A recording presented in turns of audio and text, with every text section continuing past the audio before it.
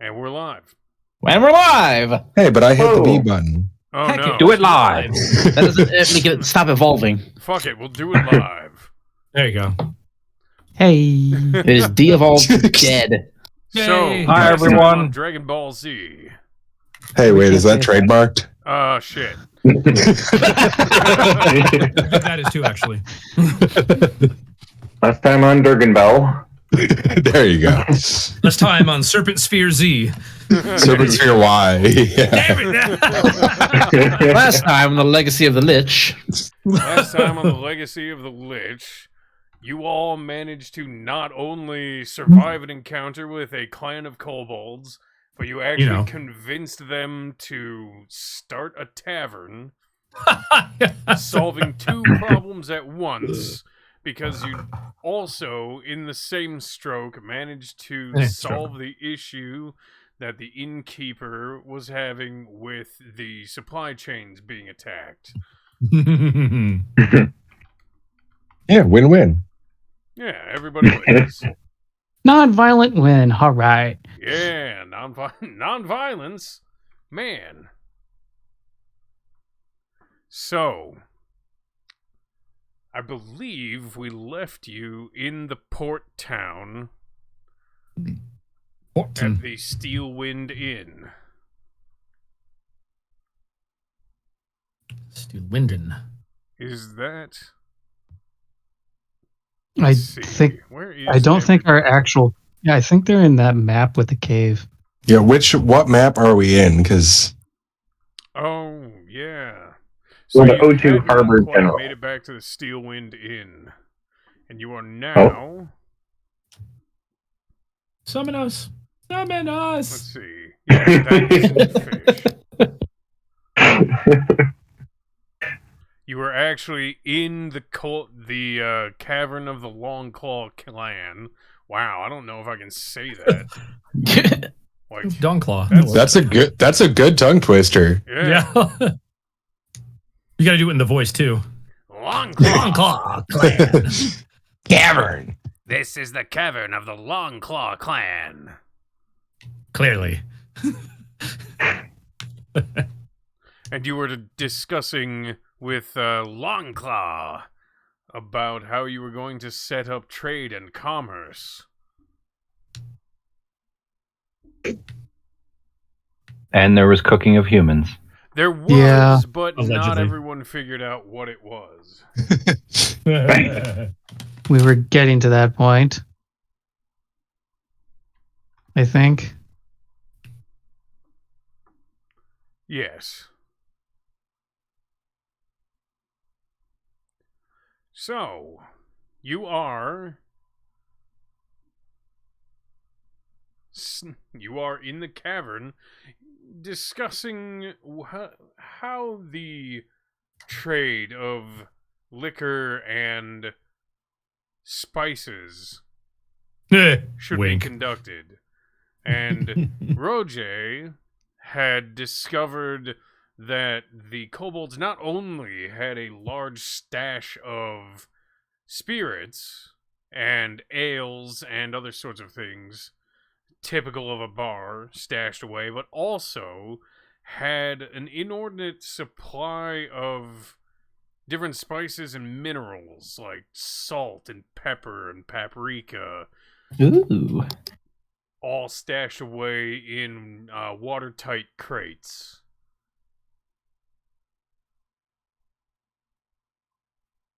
So, where did you get these crates from? The same place we got the liquor. From the caravan. Yes.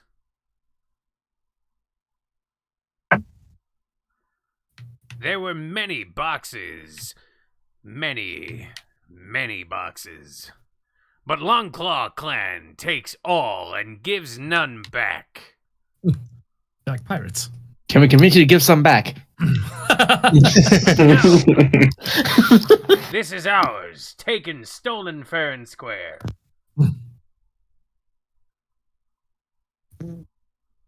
Stealing's not right. Yeah. Stealing is what kobolds do. And who are you to judge kobolds? Longclaw is strong, therefore Longclaw takes. That makes right.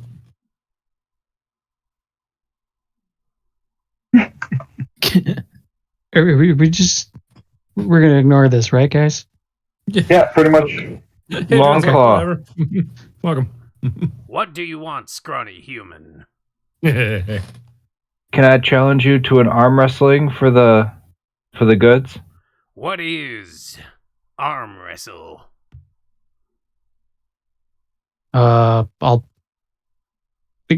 Me and him will, or me and Alistair will show an example. Oh yeah? Bring over a barrel and set it right in front of them. We'll both each take a side and just show them kind of like the rules a little bit. Why do you do this? If Longclaw is strong, Longclaw will not lose. You are strange. It is a show of strength. Longclaw does not wish to participate in silly human tradition. So Longclaw is weak. Longclaw is not stupid. Longclaw understands human chicanery. What about Longclaw dwarven even chicanery? understands the word chicanery.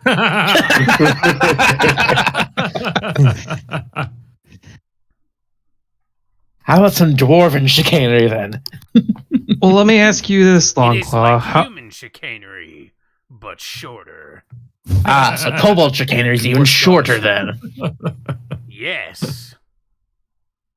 Let me ask you this, Longclaw. How do you prove who's the leader of who in your clan? I have stabbed everyone who wishes to take control.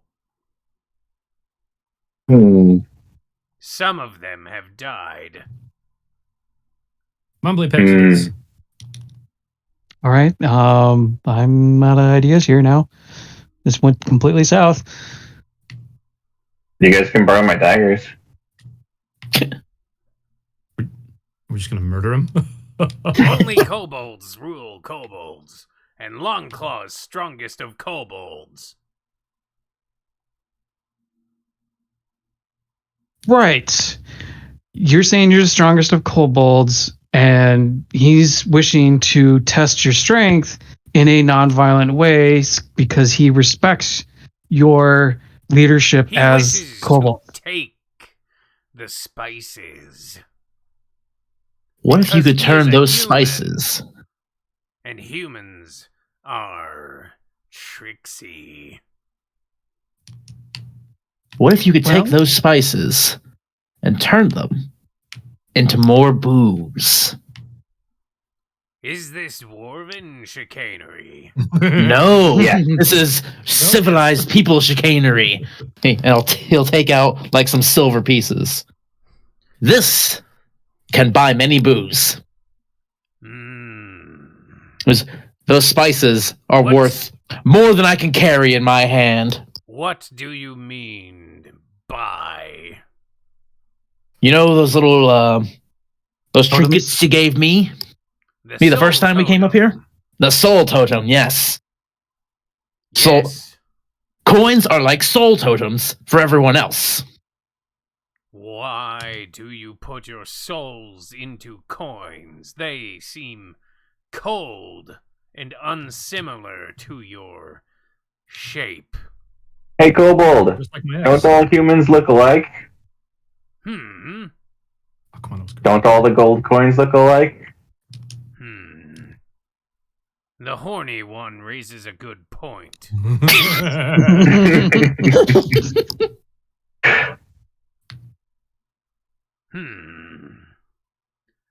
Very well, then we shall trade for your coin. Excellent. We just have to find someone to buy the spices. Barkeep. Because he's here, isn't he? No. He's like Thought he... outside the cave Oh. because he has decided that he no longer wishes to deal with your nonsense and is dealing with the gnome who's supposed to be his brewmaster.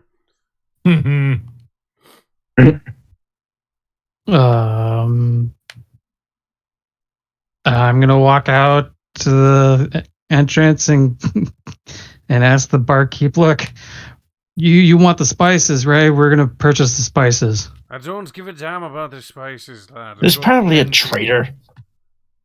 I came here for the booze. If you can get me the booze, fine. But I don't give a damn about your pepper, your paprika, your cayenne. Couldn't you use it to make other Spice types rum. of booze? I've got plenty, lad. It wasn't part of my shipment. Can never have too much. And that's why you don't run a store. Point taken. And I walk back into the cave. Will you be buying spices from Longclaw? Me, personally, I don't know what to do with all these spices, let alone carry them. You will eat them, yes? All at Do once? humans not eat spices? Like this. And he walks over to a barrel and grabs a handful of black pepper and just shoves it into his face. So hot. But good. Good thing it he's wasn't breathing cinnamon. Yeah! Gesundheit. I do not understand human tradition, but this is in keeping, yes? Not quite.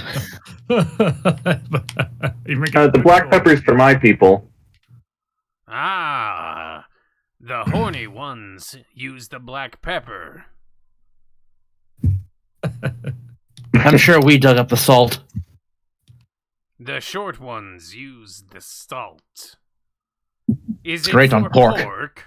It is for pork. How did you know? Does it go well on human? You mean long pork? Don't give him more ideas. Sidebar: Roger did convince him that cooking humans was bad That's at the end of the true, last game. but he still has the one that's on the fire and clearly intends to eat it. It's already cooked. What are you going to do? Right? No sense in wasting the meat. With the exception of a proper burial. No, he'll be buried eventually. No. I look around, there's some wishes bones. to learn the ways of human trade.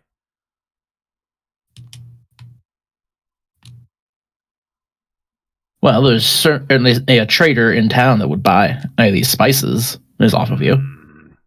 Kobolds are banished from town. Too many murders. Oh yeah, don't build up Kobolds that- murdered or kobolds doing the murdering? Yes. That's what I I figured. was about to say Yeah, probably inclusive both. or.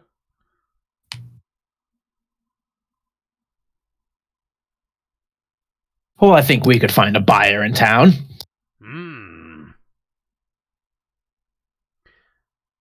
Then you will buy spices and then take to human trader.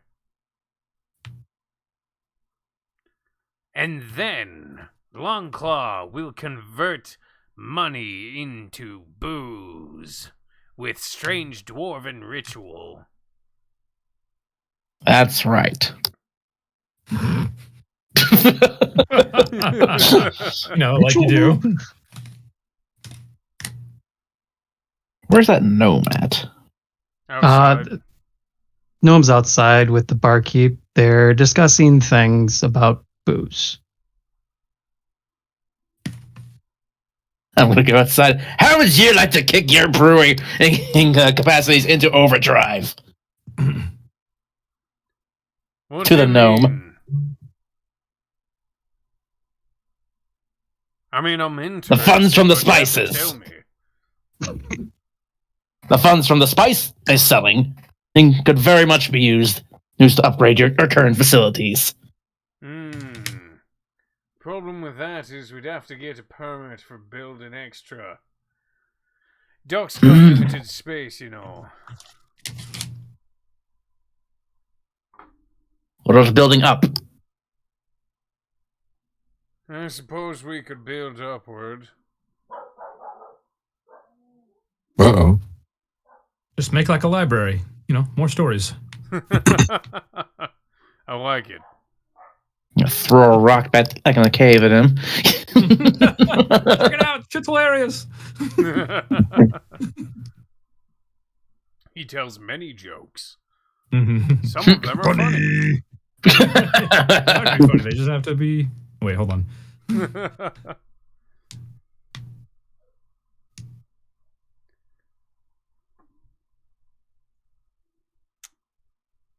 Most excellent.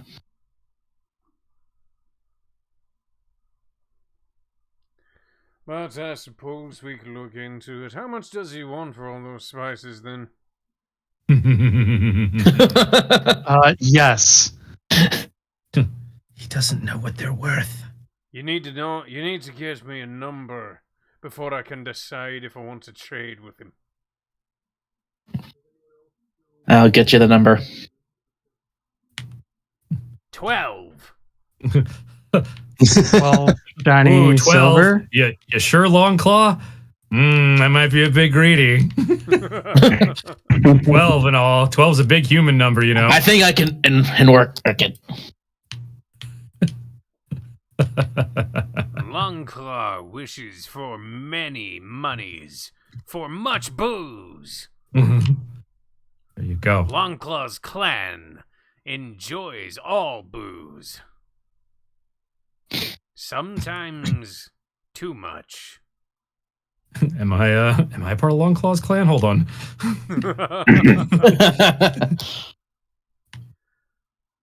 Many warriors may join Longclaw's clan.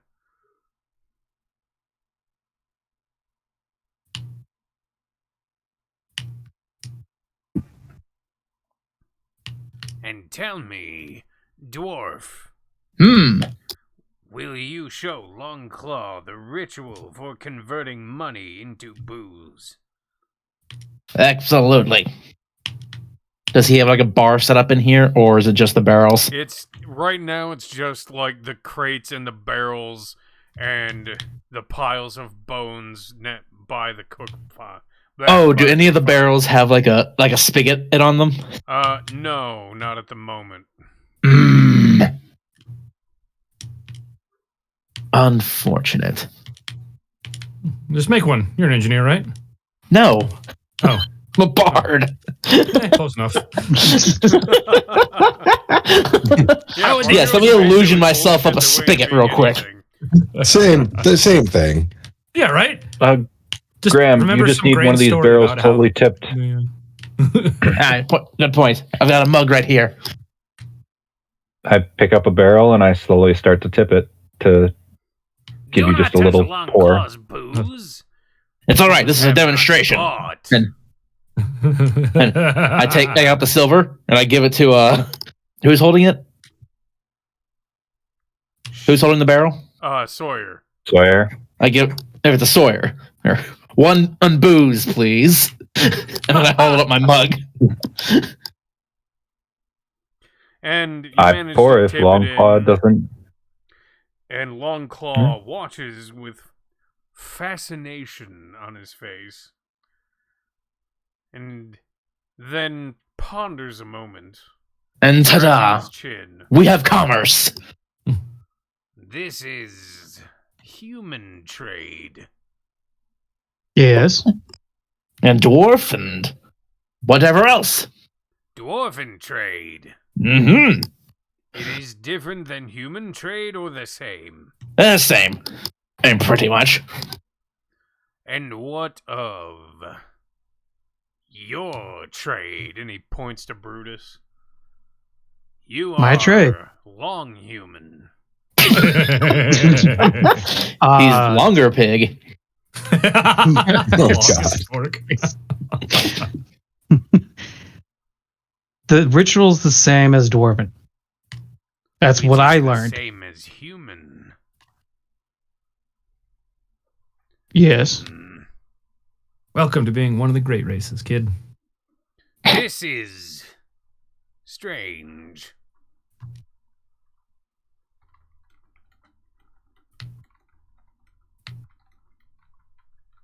This type of ritual works just the same with food. Ooh. Food. Works with food, hand weapons. They hand you does the not wish to women. trade in food, only booze and spices. All right. Women. Spices which humans eat. Like this. And he reaches into another crate and grabs a handful of cayenne and shoves it into his face. Oh God. And he pauses for a moment.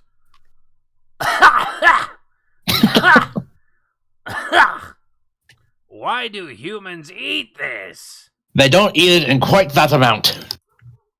So really, if you think about it, you're stronger than humans right now. Because they don't eat that shit like that. Long claw wishes to learn the art of eating human spices. And human spices. Does he have fruit around here at all, or no? No, he does not. Just the booze and the mystery meat. Yeah, I'm not going near that mystery meat.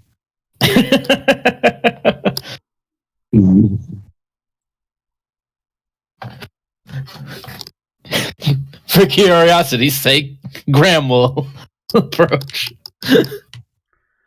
It All smells right. like something in between beef and gator. Wasn't expecting that. What? You're not 100% sure if it actually is human. Because when you take a closer look at the corpse, you actually see scales. Maybe he had Never mind. Did you capture a great lizard? No. It was a horny human with scales. Horny scaled human. It breathed its own poison. Breathed its own. Oh. Oh. Not breathed as in like respirated. Yeah. Breathed as in Yeah. exhaled. Mm-hmm. Yeah, I was like, who the fuck is wearing a hazmat suit?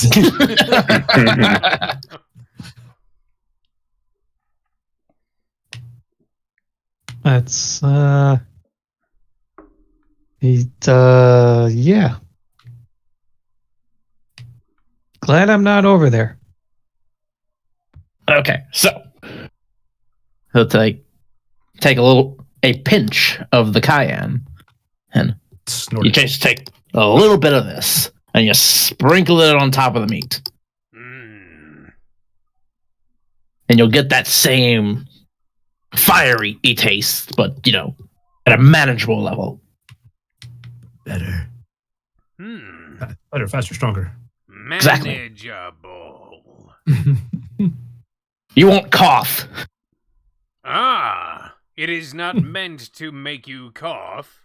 No, Then it is just meant to give you a why little. Does it taste so foul? You're not supposed to eat it in big amounts. Just a little bit on the top.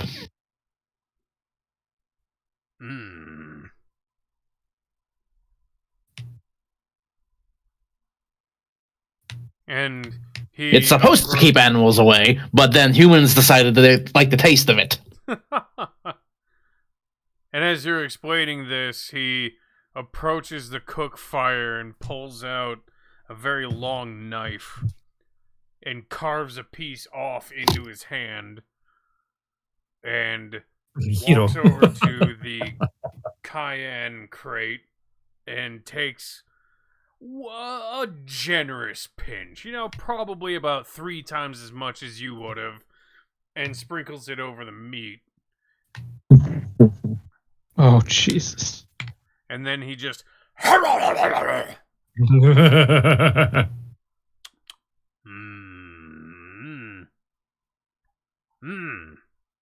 Yeah? This is... You get there, bud. It's a delicate art in finding the right mixture. It is better. Longclaw thought it was weapon that humans consumed to give them breath of fire.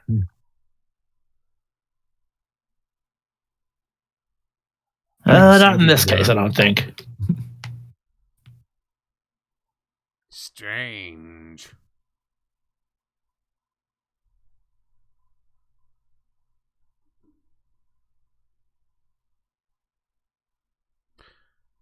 Longclaw wishes for this to be gone from cave.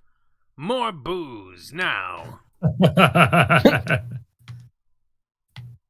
can be done. Good. I could take care of that. I could take care of that. Ah. And more booze. Yes. Tell Longclaw, how much booze for spice? 1 barrel each. 1 spice barrel, 1 booze barrel. Booze barrel for crate spice. Yes. Good. Longclaw agrees. Good. I will handle these specifics. Longclaw needs a bar. Probably 10 feet long, yes? Wait, kobold feet or human feet? Tall human feet. Oh, that's gonna be a lot. I start moving the crates. What do you want it made of?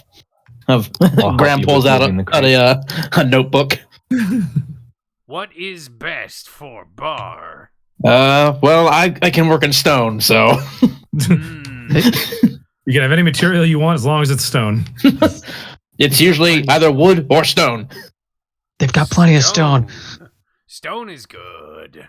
Stone is good. Stone I agree. Is hard like heart of Longclaw. Stoned is good. Exactly.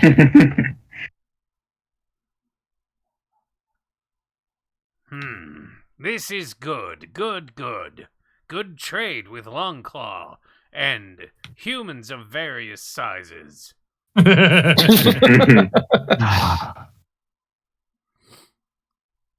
Horny human, do you wish help with moving boxes? Sure. And then he nods and turns his head and screeches something inaudible. And as you hear echoing little through the caverns, about 20 kobolds arrive to help.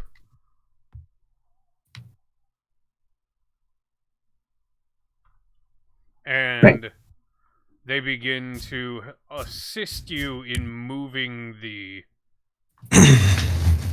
boxes. Oh, where is it? There we go. Little raptors.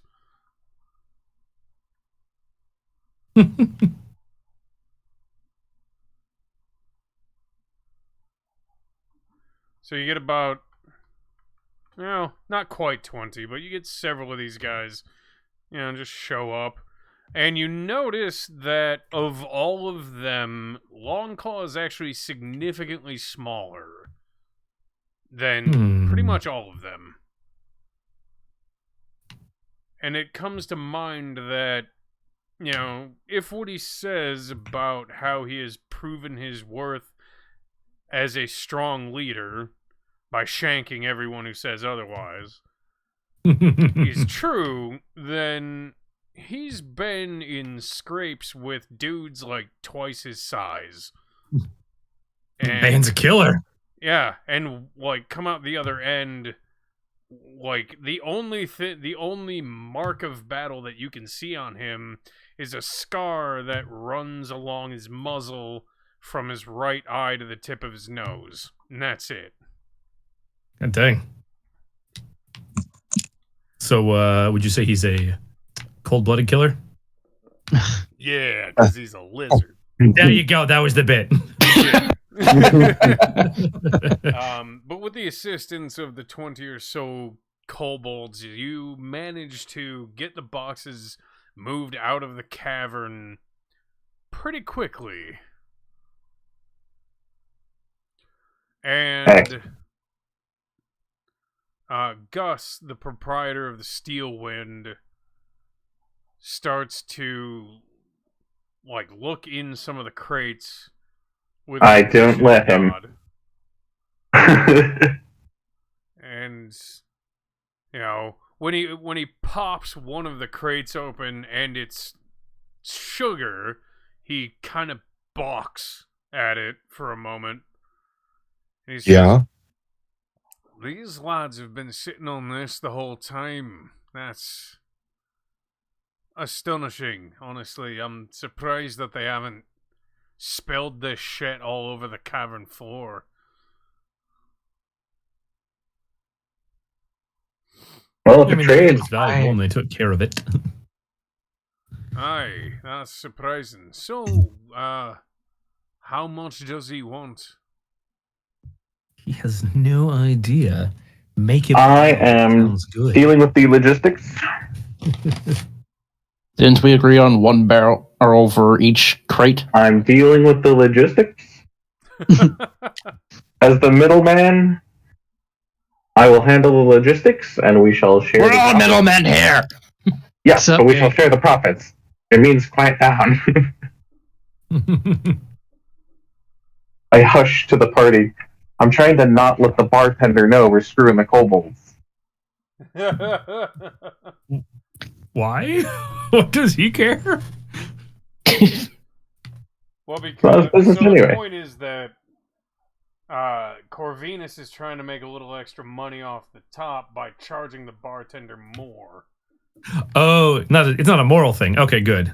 Yeah, it's just a middleman thing. I'm trying to get paid for this quest more than a gold for 5 or 6 people. Hell yeah. Also, it's not a moral thing because you're dealing with kobolds. Come on.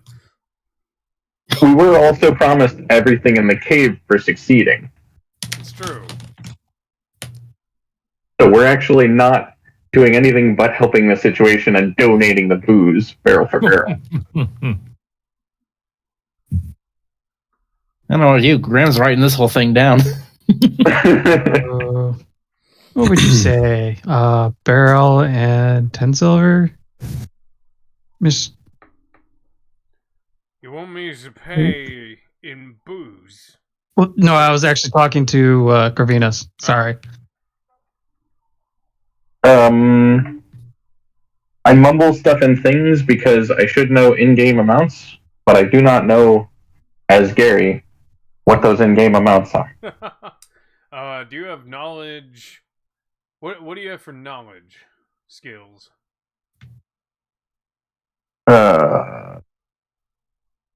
We don't have knowledge anymore, so. Oh, right. Story of my life. I was like, normally I'd be fine with this. I'll just go ahead and make an int roll. Okay. I have a. Oh yeah, on a real dice. Wow, that was old habit. Whee! Ooh. I have an 18 intelligence, and I do this often. Hey, it was like my first roll in my charisma. Hey, it's a good stat. Get wrecked, bitch. Oh wait, I have advantage. Oh. Hooray! Yeah. Much better. was gonna say, couldn't Grant give him a hand? So, in total, and then +4, so 20. Yeah, 30, so 20.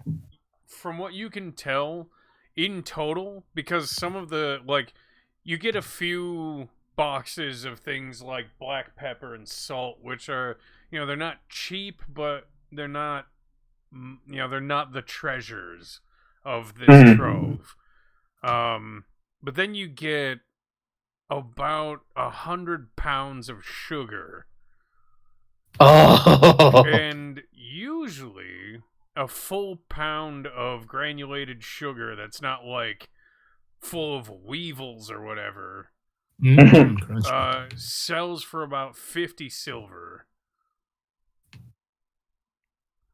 So that And with the gigantic crates, because the big brown crates, there's actually about 6 of them. Those are all full of the cheaper spices and minerals.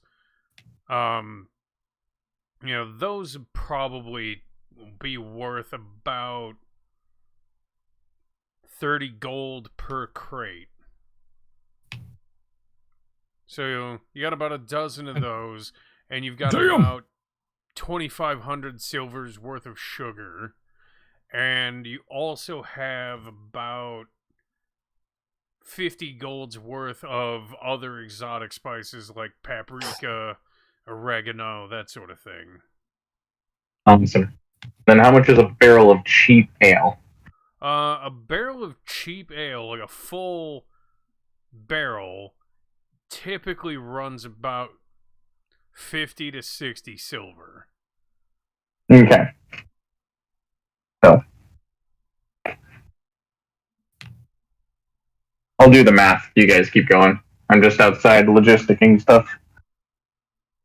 Sawyer's wow. Sawyer's also helping move the crates with the kobolds. Yeah, and Do I have... as they move the crates, the kobolds are chattering in their clacky southern hick dialogue of Draconic.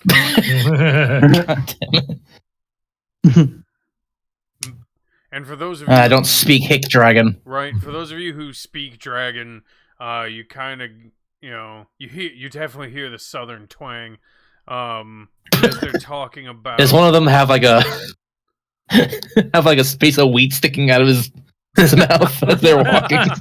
No, it's a little femur. Yeah, one of them does have like a shin bone sticking out of its teeth from its latest meal.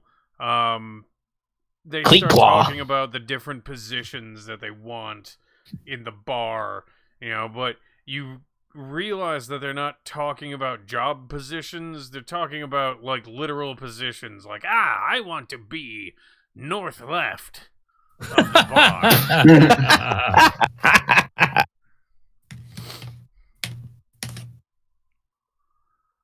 And a lot of them begin to chatter about, what kind of booze they want. And you realize that they're not talking about, wanting ale or wanting rum. They're talking about, I want big booze. I want blue booze. I want skinny booze. Ooh, Curacao. Nice. 1 booze, 2 booze, 3 booze. Blue booze. Yeah. One booze, 2 booze, red blues, blue blues. Blue booze. Boo boos. Boo boos. Blue booze. That's the one. I can speak, I promise. Spooky booze. And one of them mentions, I want fire booze.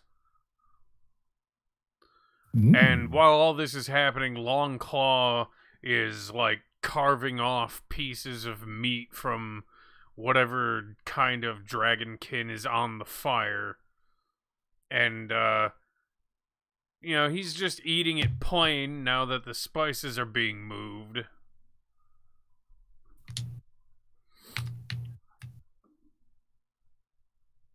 Oh, my job's done here. And you manage to get all of the crates out, and your final tally is pretty fucking considerable. Like, you've got a dozen of the big boxes and about 10 of the smaller ones. The smaller ones are, 10 to 15 pounds each. Some of them have sugar. Some of them have the more exotic spices. The sugar is, like, by far the highest priced good that you have. Mm-hmm. Hell yeah. Because in this part of Abalathia, it is nigh impossible to find good sugar this far out. Most of it's cut with flour. Some of it's cut with just, like, it's not refined, so it's kind of shitty. Some of it's got weevils in it. Like, it's really difficult to find good sugar. Scarcity drives the prices up. Oh, yeah.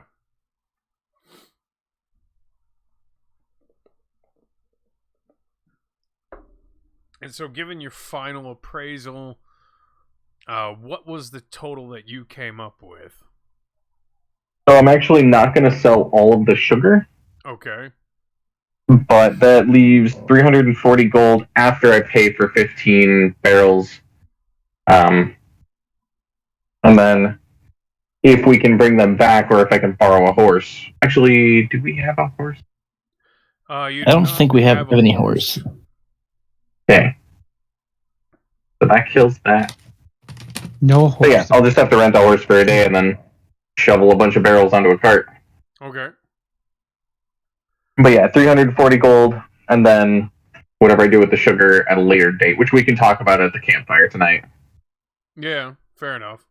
And, Gus is happy to buy the shit from you. Cool. Because, unlike Longclaw, he actually serves food at his tavern. Mm-hmm. Yeah. I mean, you could probably convince Longclaw to serve food at his tavern, but it's gonna be people, so... Kobold food. Yeah. Questionable. Yeah, kobold food. What do you mean this tastes disgusting? Thank you. This is kobold delicacy. Human is most tender when boiled.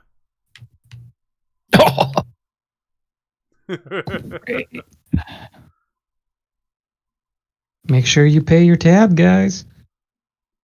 Yeah. So, you move back to port, and you end up outside the Steel Wind. Actually, no, you end up about halfway back to town, and Gus tells you not to worry about moving the spices. He'll get somebody out. He's got the logistical hookups. He's got people for that, right? He's got a supply chain. But I will carry the small crate of sugar since that's the only one I'm not selling. Okay. You end up keeping a 15-pound crate of sugar. Well, I was going to keep the 100-pound one. The 100-pound Why? one? You said there was a 100-pound crate of sugar and the others were much bigger than that. Well, so there's the crates of sugar. Like, you can keep 100 pounds of sugar. Okay. But it's not going to be in one crate. Okay. Be a chunky crate. Yeah, it's very difficult to keep an enormous crate watertight, so they would not risk that with something like sugar. Okay. Yeah, I plan to change the containers they're in once I get to town.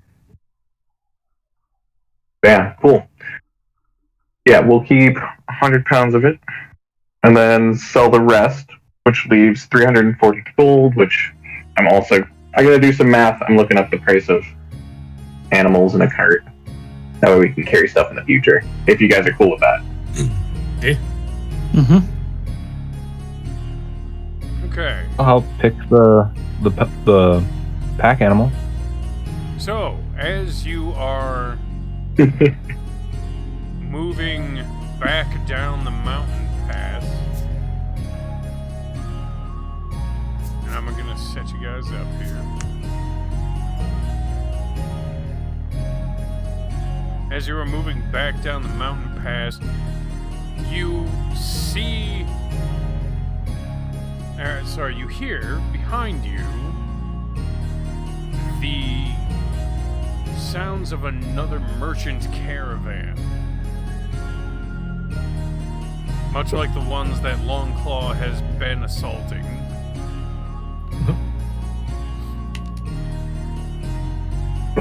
Except, when you look back, you notice something that you have not seen before.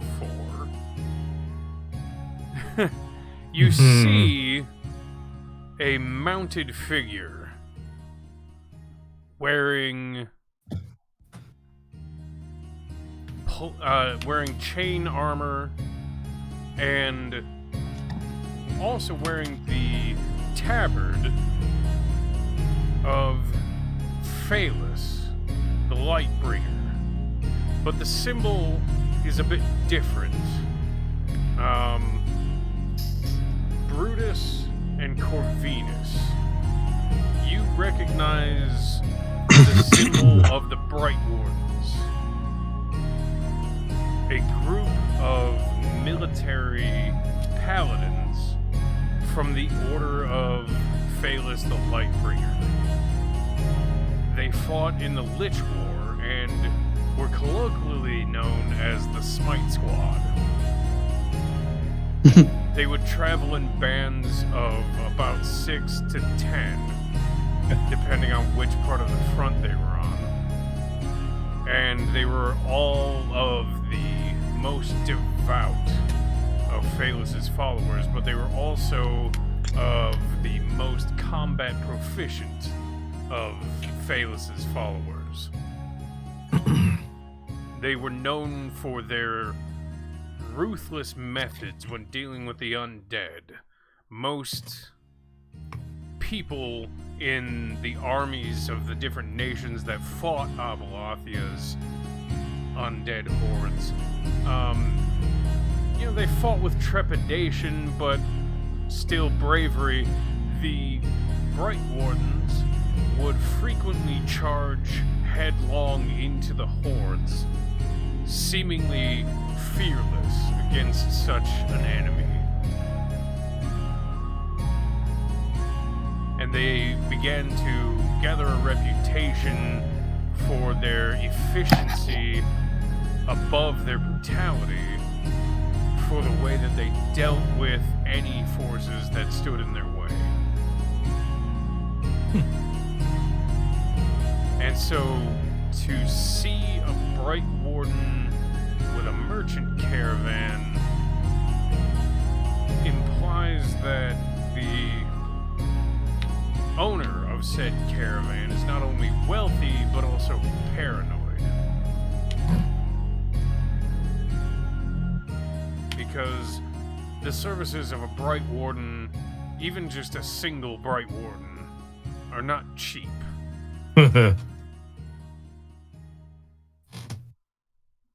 And as the caravan approaches, you notice that all of the carts begin to slow down as the Bright Warden rides ahead.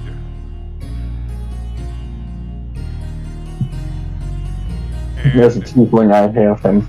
What's that? As a tiefling, I hail him. Okay.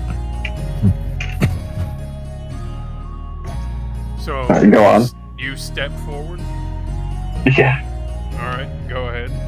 I'll step forward. Everyone. If you had any more to your monologue or whatever, feel free. No, he's... Not sure if I cut off information. Nope, you're all good. Go ahead, Cool. step up.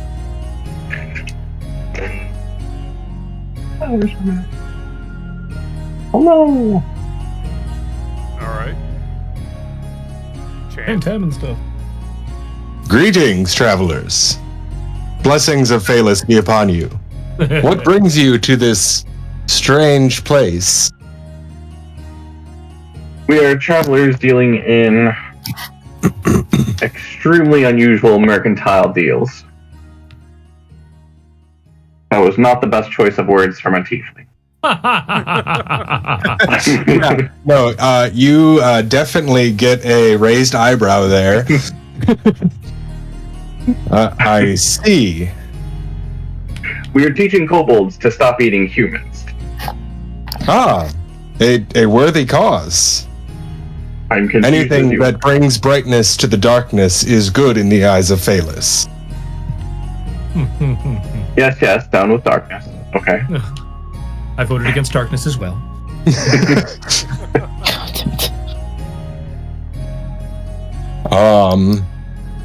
What brings your caravan to our city?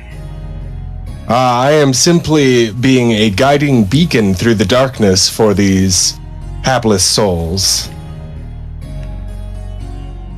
They seek trade in some nearby town. Excellent. We were about to head back that way. Would you mind a little extra security? Not at all. Although he keeps his eyes on you quite. I don't want to say like aggressively, but suspiciously at least. I look at him and I ask, where would you prefer I stand? Oh, your standing location is insignificant. I believe I can trust you as I cast Detect Good and Evil.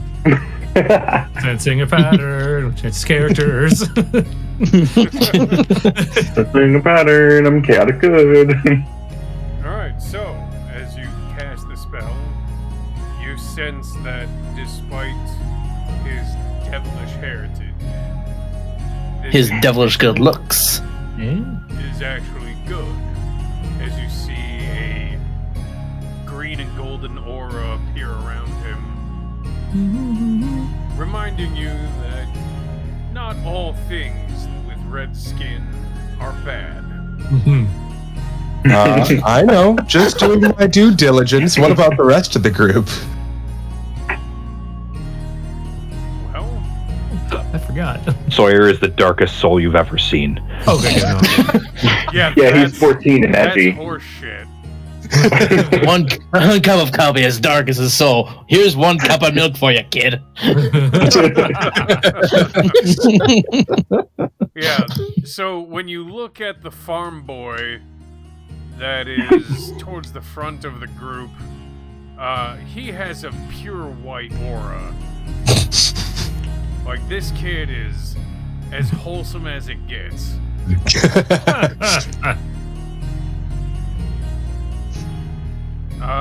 Let's see.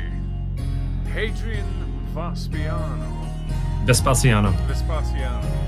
Yeah, well, Italian, Vespacio. I get it. All right. I didn't hear you speaking with your hands.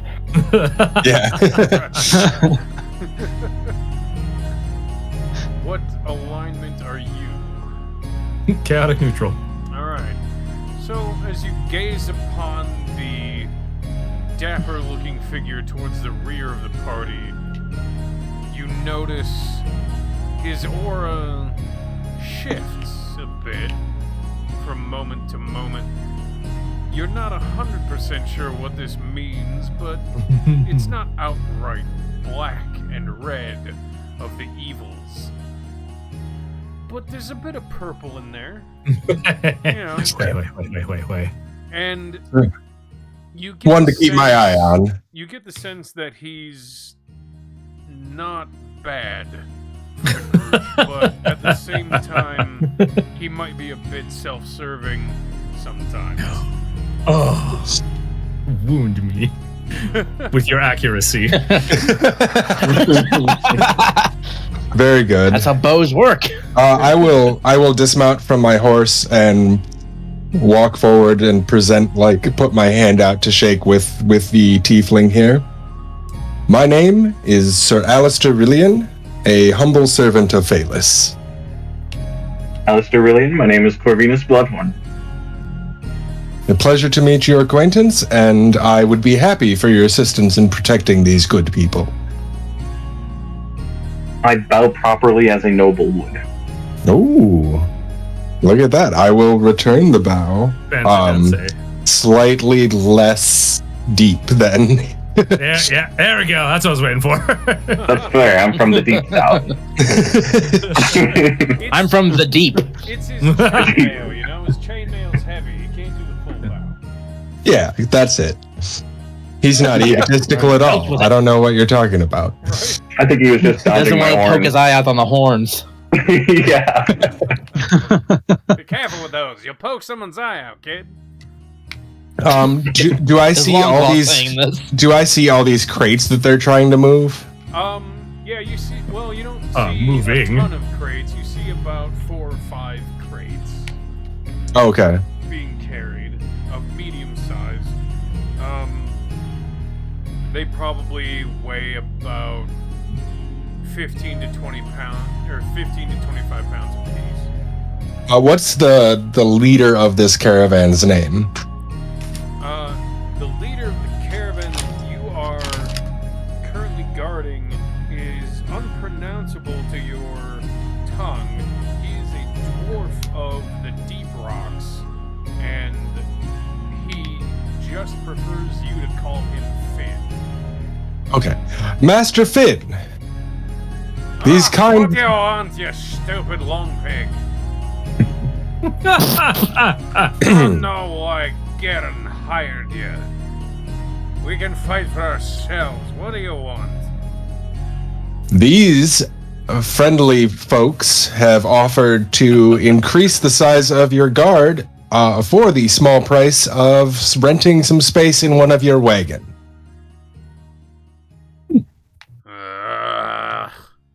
More you surface dwellers. Fine, fine. Not quite there, brother. Oh. Somebody has sense. Ha ha ha. Alright, fine. We got space in the back. That should help you guys. We don't have to lug those crates yourselves. Much Thank appreciated. Sawyer will go and drop the crate off, and then he'll start giving attention to the pack animals. Yep, that explains the white aura right there. Okay. I'll help continue packing the other crates into the space. As you tend Graham to will the assist pack and- animals, you notice that, you know, all of them have feed bags and good sturdy shoes on their hooves. And, you know, as you approach, the horses whicker a little bit, but they don't really seem to mind. Although, if you try to approach Alistair's horse, he kind of like cautions you with a hand.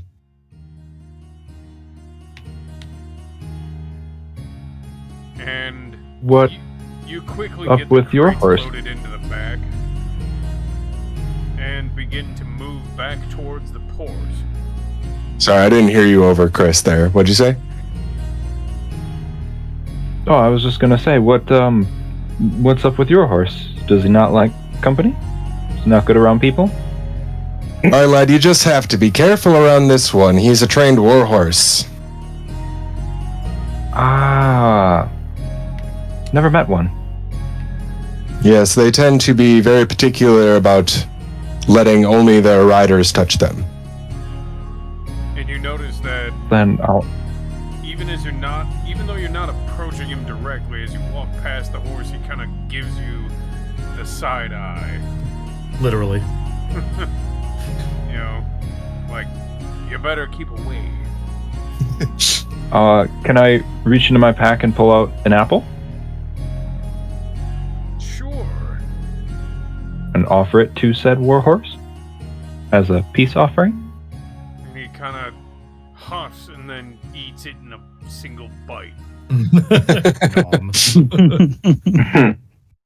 Good boy, chewing on it as a cue to just gently pet the nose.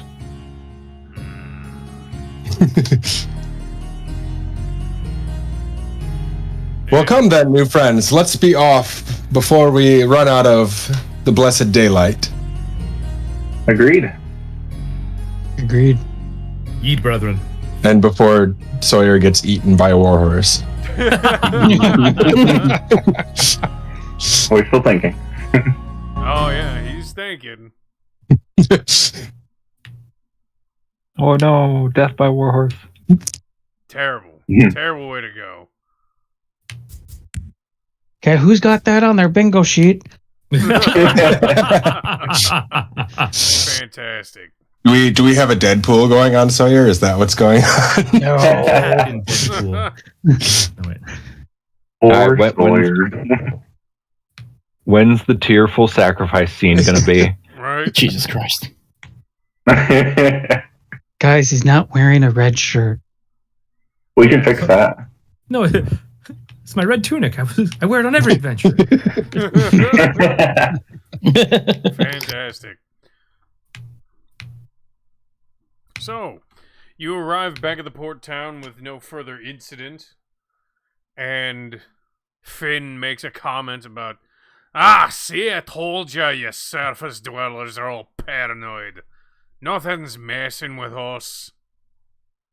Next time I'm gonna say no to your security. Ha! Cost me a pretty penny. How'd you know? Well, your company was everything to scoff at, you Rockbeard. Yeah, that works too. Take your crates out and get away from me. You smell like mountains, and not in the good way. They do smell like that, don't they?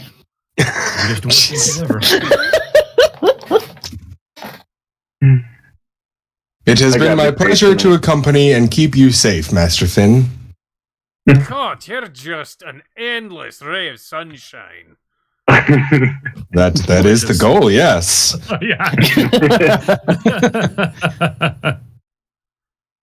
May Phaelus's blessings keep you safe. Burn me beard. I don't need Phalus to keep me safe. I've got a heavy repeating crossbow. Ooh.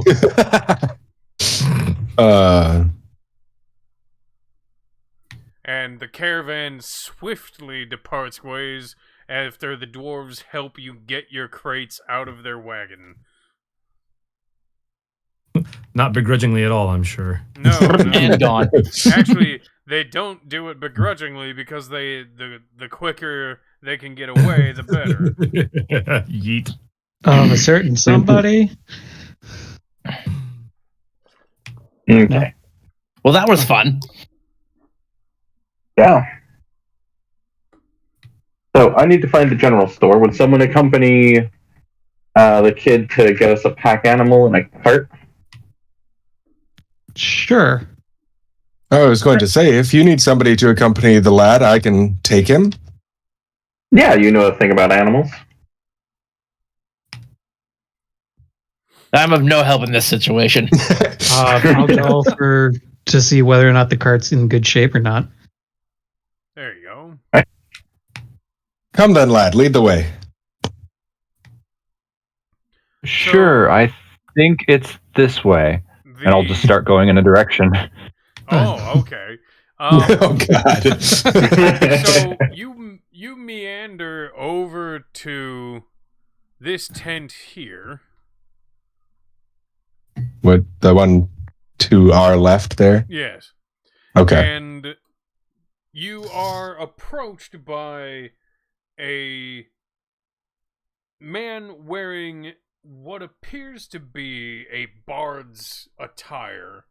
Oh, no. Very puffy and frilly with not I resent that. anything particularly shiny on him, but everything is very colorful.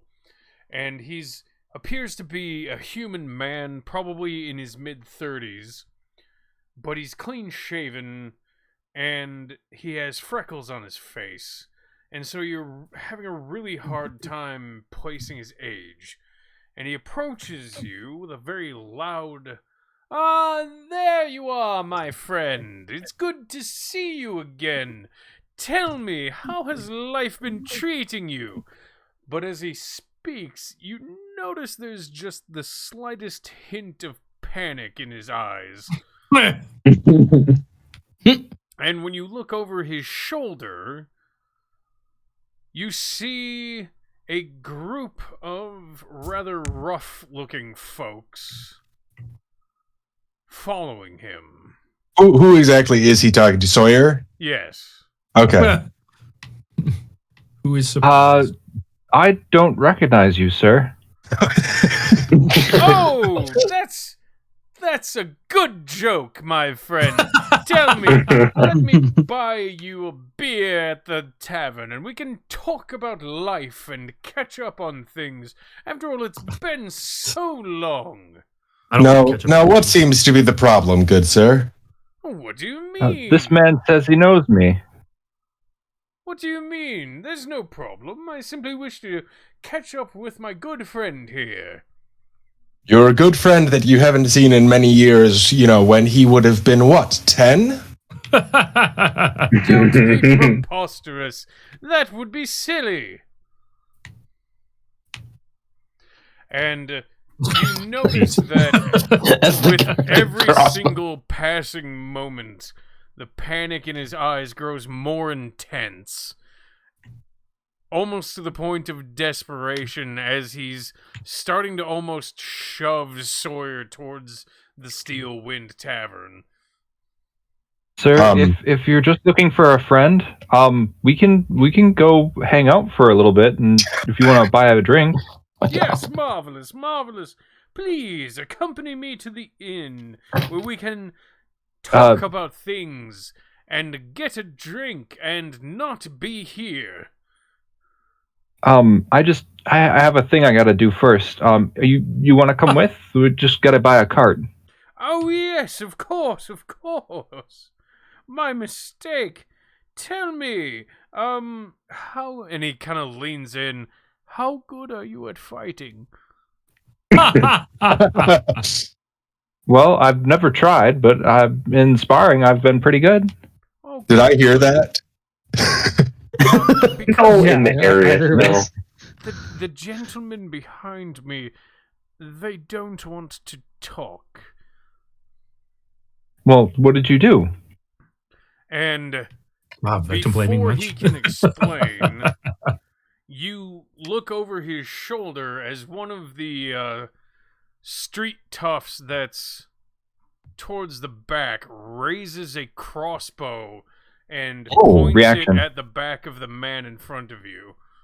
I'm going Reaction. I to cover him with the shield. Yeah, I was going to say, I jump in front of him and cover him with my shield as well. Okay.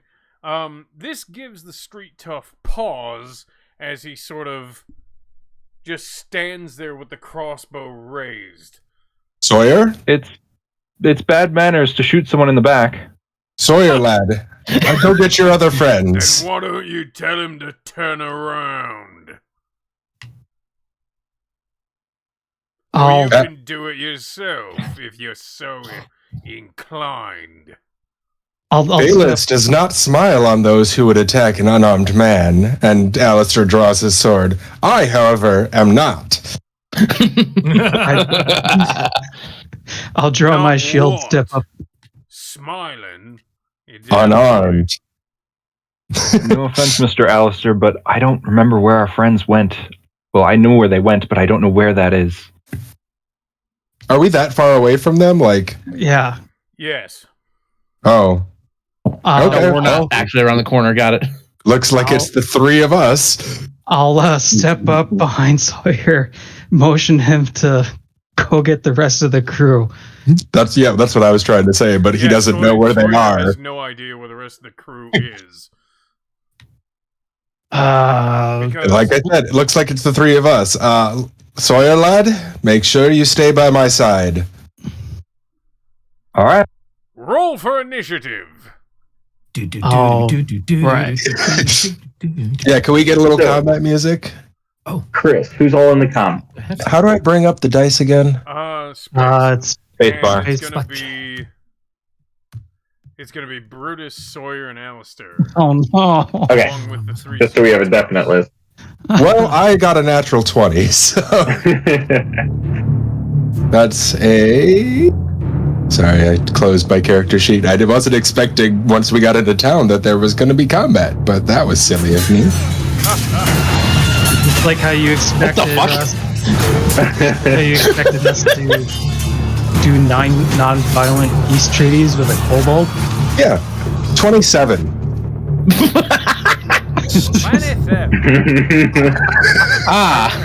Good, you're returning to your roots. 19. Alright, give me a second. I'm glad the two of you are actually rolling faster than me on initiative. It's all good. I just rolled really well. So where are... These guys are that far away, though? Okay, I have Sawyer, Alistair, Human Bard, and Brutus. There we go. And then... Yeah, so... The major reason why you can't find the crew is because I didn't want to fill the map with models, but this place is almost always just crammed with people. Okay, so there's a giant crowd. Yeah. And this fool was just going to shoot off a heavy crossbow in the middle of it. Oh, Yeah. yeah. That doesn't seem very kosher to me. No, it doesn't. Alright, so... Sawyer, what's your initiative? 19. 19. Excellent.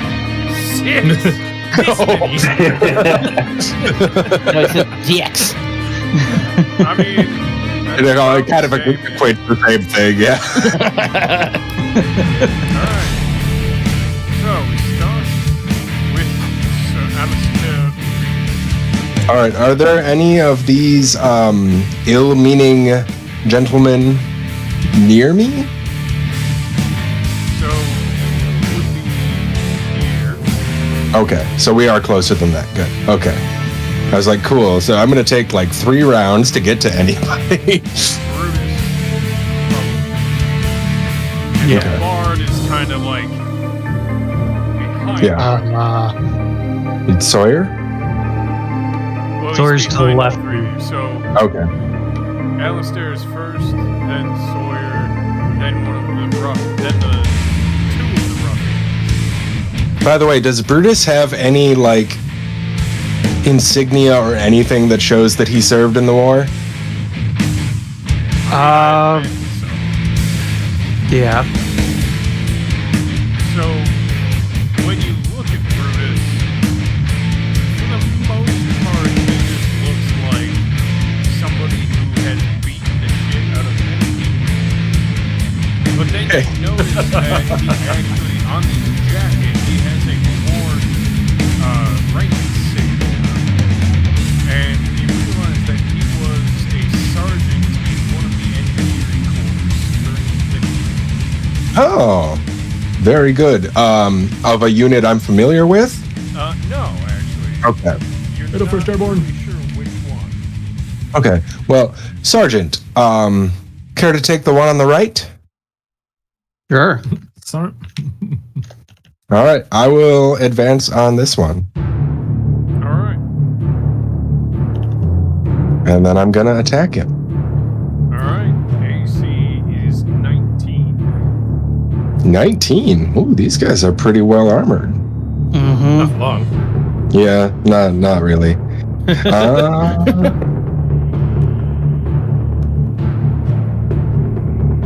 26.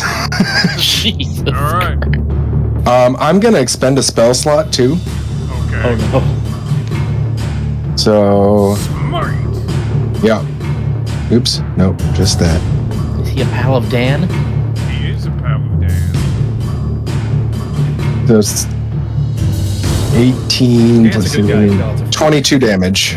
22 damage. Yep. Is he still up?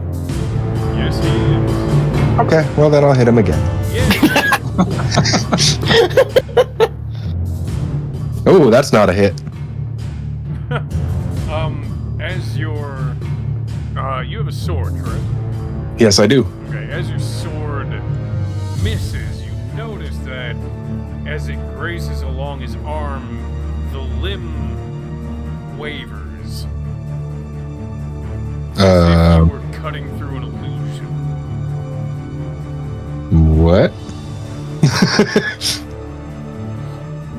That's odd. It is.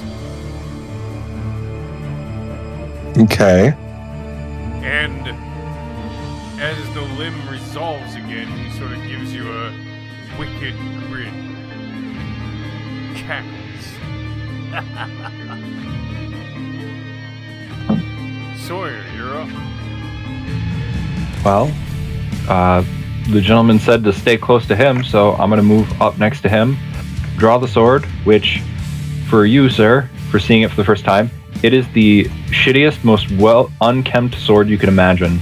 And it's not. It's like someone went to the discount section and like picked the absolute worst one that is still functioning. Gotcha. So, like, especially standing next to him because he worships the god of light, so everything he has gleams and is polished on the daily. Yeah. Even in the midst of combat, he, like, gives your sword kind of an askance look from the side. Yeah, and his shield is literally just a bunch of boards wrapped in leather. Oh, like my a goodness. classic shield. Yeah, no, he comes up. He's going to attempt to attack. Am I just missing Sawyer's figure here? No, he's the blue one. It's this one. Yeah. Oh, I literally don't see a figure there. That's why I'm confused. Yeah, that's weird. Hide it and unhide it, maybe. What'd you roll? I rolled an 11, so plus 6. That is going to be a miss. So, Okay. flavor-wise, Sawyer, for the first time, is attempting to attack a human, and he can't do it. He's as the soldiers do, aiming high. So you swing for his head and he ducks. And even if he didn't duck, it would have missed. And as he straightens back up, he looks you over and he says, "You're still wet behind the ears, aren't you, boy?" He's just going to grit his teeth and give him a dirty look. Stepping out into the big bad world for the first time. Bad luck you ran into us. And he pulls out a Damn it, Sawyer is the main rather character. long knife. What was that? Long knife. I said, damn it, Sawyer is the main character here. Yep. And he stabs at you. What is your AC? If is he attacking Sawyer? Yes. Then he has disadvantage. Oh, okay. What is your AC? 17. Okay. Well, that didn't matter. Okay. All right. So you feel a slight wince of agony as the knife slides between your armor and digs into your skin a bit. And you immediately feel a bit nauseous. Go ahead and roll a Constitution save. Oh, All right. Rolling a 'Cause con it's the save. first time you've been stabbed. That's going to be a 21. Okay. That's a good con save. Damn. Yeah, you for a youngin. cough a little bit. I at the felt pain mules and kick harder. shock. And he. Oh, this is gonna be fun. Disadvantage.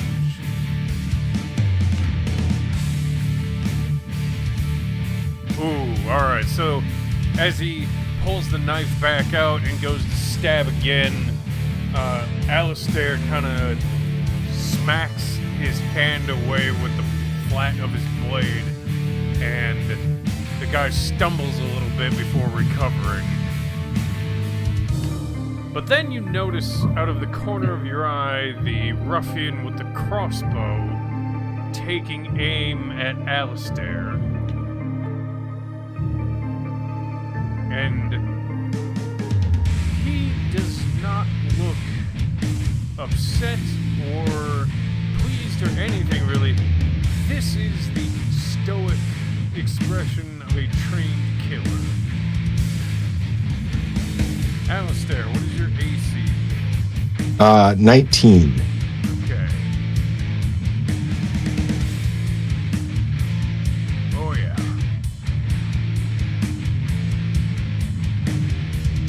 So, as he lets fly with a heavy crossbow bolt, it penetrates your chain and sinks into your shoulder, dealing a grand total of 10 damage. Oof. Ooh. Oof, oof. And it hits you with a loud thwack. And he begins to use the windlass on his crossbow to crank the string back and reload. And at the sight of Alistair being struck, you notice the bard kind of... Oh no. And he begins to frantically strum on his lute that he has in his hands, and he says, "Please, my lord, please don't die. I need you to protect my hide." And as he gives you bardic inspiration. Oh, nice. For a D6. D6 on my next roll? Well, you have it, so you can use it anytime you like. Got it. Okay. And with a snicker at the words, the other roguish fellow begins to approach the bard. Brutus, you are given the chance to hit him with an opportunity attack. Yeah, I'm going to. Oh, don't you worry. Don't you worry. 19. I'm sorry, what? He has an 19 AC of 19. Okay. I probably won't do a whole lot of damage. That's okay. You just have to hit him. Not like that. Not like that. No. Alright. So you swing your shield at him and he ducks out of the way and gives you a puzzled look as if he has no idea why you tried to hit him with your shield. Right. Before realizing that you don't have a conventional weapon. Yeah. Bonk. And then he moves to shiv the bard, which he Oh. certainly does. We're doing really well, guys. Right? Well, you don't have your back line. How much did they pay you for security again? You hear a screech Hey, I of hit. pain as the knife slides into the bard's ribs. Oh, thank God. Oh! Oh, he made a con save? That was Oh, for the God. bard. That was Oh, are the they bard. fucking poisoned knives? Yeah. God Yeah. damn it. I swear. You're a paladin. Can't you heal that shit? Yes, I can. That needs to be my turn, though. Oh. Details, All right, details. Brutus, it is your turn. Yeah. I don't like that guy right in front of me, so I'm gonna utter some I mean, warlock you just have curse. To get a beer with him. That's true. I'm gonna utter my warlock hexblade curse at him Excellent. Good as a boy. bonus action. Am I still within melee range? If not, I'll just get in. Yes, you are. And then I will swing my shield at him. All right. Roll it up. Come on, Pat. 19 or higher. God damn it. Imagine if you had a real weapon. Imagine if I had a real one. The dice are certainly loving you. Right? Well, I only have the one attack, so. All right. Yeah, which I made a mistake, by the way. I only have one too. It's been a while since I've played a Yeah. fourth level character. I'm like, I get 2 attacks, right? No. Next level. Yeah. You guys are 4th level? So, You guys have levels? at this point, the crowd has begun to form an even wider bubble, and the rest of the party, you guys see people starting to run, and like not in the "oh my god, I'm so excited" kind of way, but the "oh my god, I don't want to die" sort of way. Oh, great. And as you look over, you notice, you can see Brutus trying to bash the skull of someone else in with his shield, and you see Alistair and Sawyer fighting a gentleman, a similarly clad gentleman in a black hooded coat. And you also see the most colorfully dressed bard that you've ever borne witness to in your life. Even more colorful on the gram. Yes, by far. Roll for initiative. Do better than me, guys. Backline, go! Yeah. Hey! Haha! Oh. Graham, what'd you get?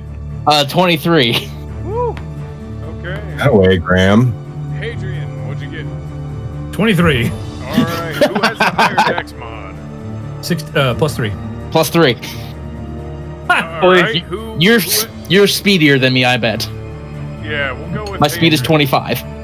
Corvinus, what'd you get? Oh, yeah. 6. Alright, Corvinus goes before me. applying turn order. Hooray! Hey, Corvinus, you and your old buddy, you both go at the same time. Yeah, they're used to working together. I will take a swing, I guess. Alright. Actually, Alistair, wait. What? Hold your attack. Let me try a thing. Are you holding your action? Yes, I guess. Holding action. I'm gonna hit him. Yeah, My you dice have to wait your disappeared. turn. I go next, don't I? No, Hadrian does. New turn order. Oh, that's right. Never mind, ignore this. The backline is here. Good job, kid. Alright, so,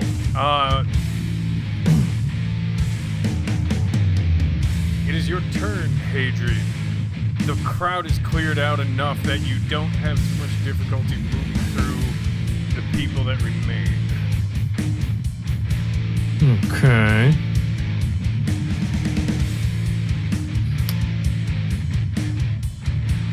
Ooh, this is dangerous.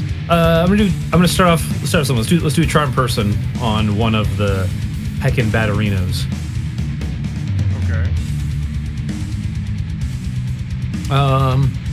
Maybe let's do the one with the crossbow, because no one has attacked him, right? Okay. Like directly. Correct. Okay, cool. So he doesn't get advantage on this save. So you are here. Oops. You are here, I are there. and he is here. Oh, I was looking at these. I was looking at that. Of course, my goddamn. So that's I was looking at these guys. Oh, okay. I was like, he's right there. Fuck him. Oh, well, I guess. I'll just move. What is the range on charm? Oh, actually, 60. 30. Oh, right. Six tiles. Yeah, so no. Oh, well, then I'm just gonna go like here, if I can even make it that far. Oh, yeah. So Yeah. Neat. all right. A tile is 10 feet? Tile's 5 feet. Oh, okay. Yeah, and the I guess range on charm is 30. I'll hold my action because Alright. yeah. Graham. Where's the measury thingy? There we go.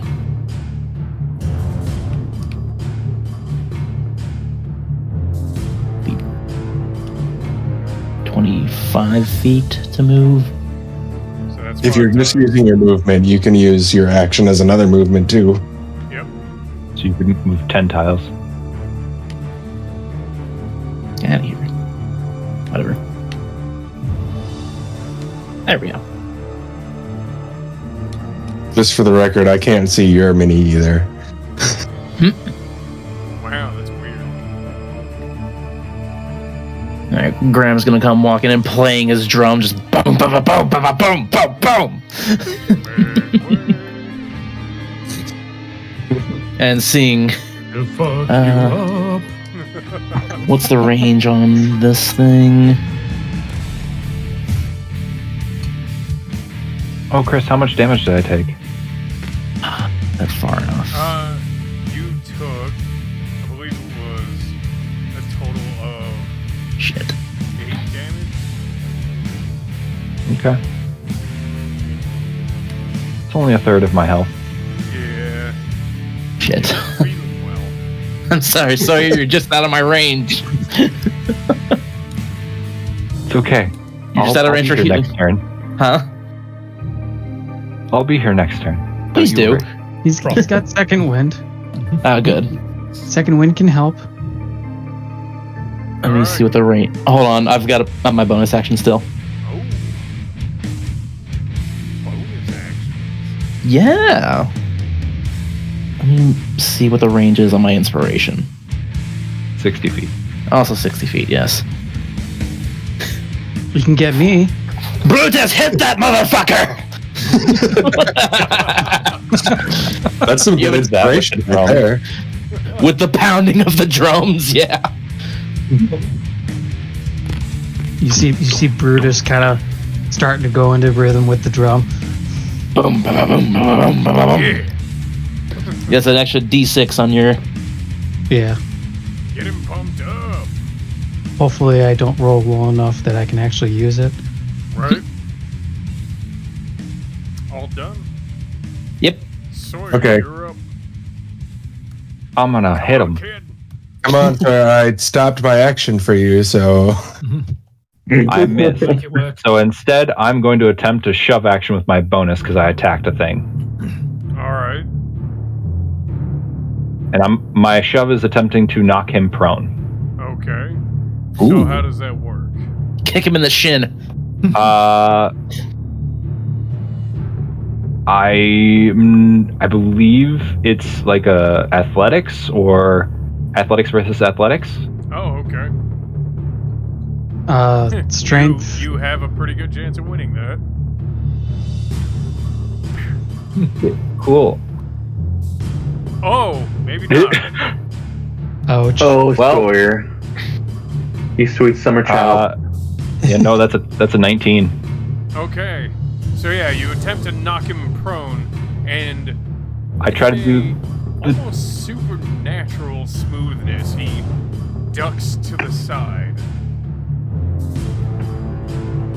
I would like to take my swing now. Still makes contact with his shoulder, but slides off of it almost as if he's coated in oil.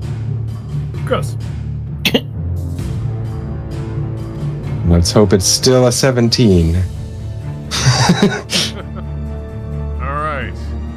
Now we have Alistair with his held action.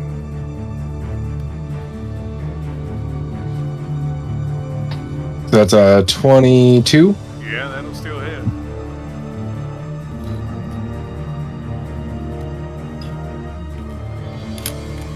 Mm. 11 points of damage. Yeah, he's as you smack him with your sword, it actually you feel it bite in, and he gasps just and you hit harder than I thought. You're more of a bitch than I thought. Ooh, got as him. he collapses, as he hits the ground, you notice his body is leaking this really weird black smoke. That's very strange, but I don't have time to deal with that right now. I'm going to advance on the crossbowman. Okay. As you advance on him, he kind of grits his teeth and gives you a nod. Here we fucking go. How's it going? How's it going, dude? How's it going, dude? Hey, how's it going, Bob? All right.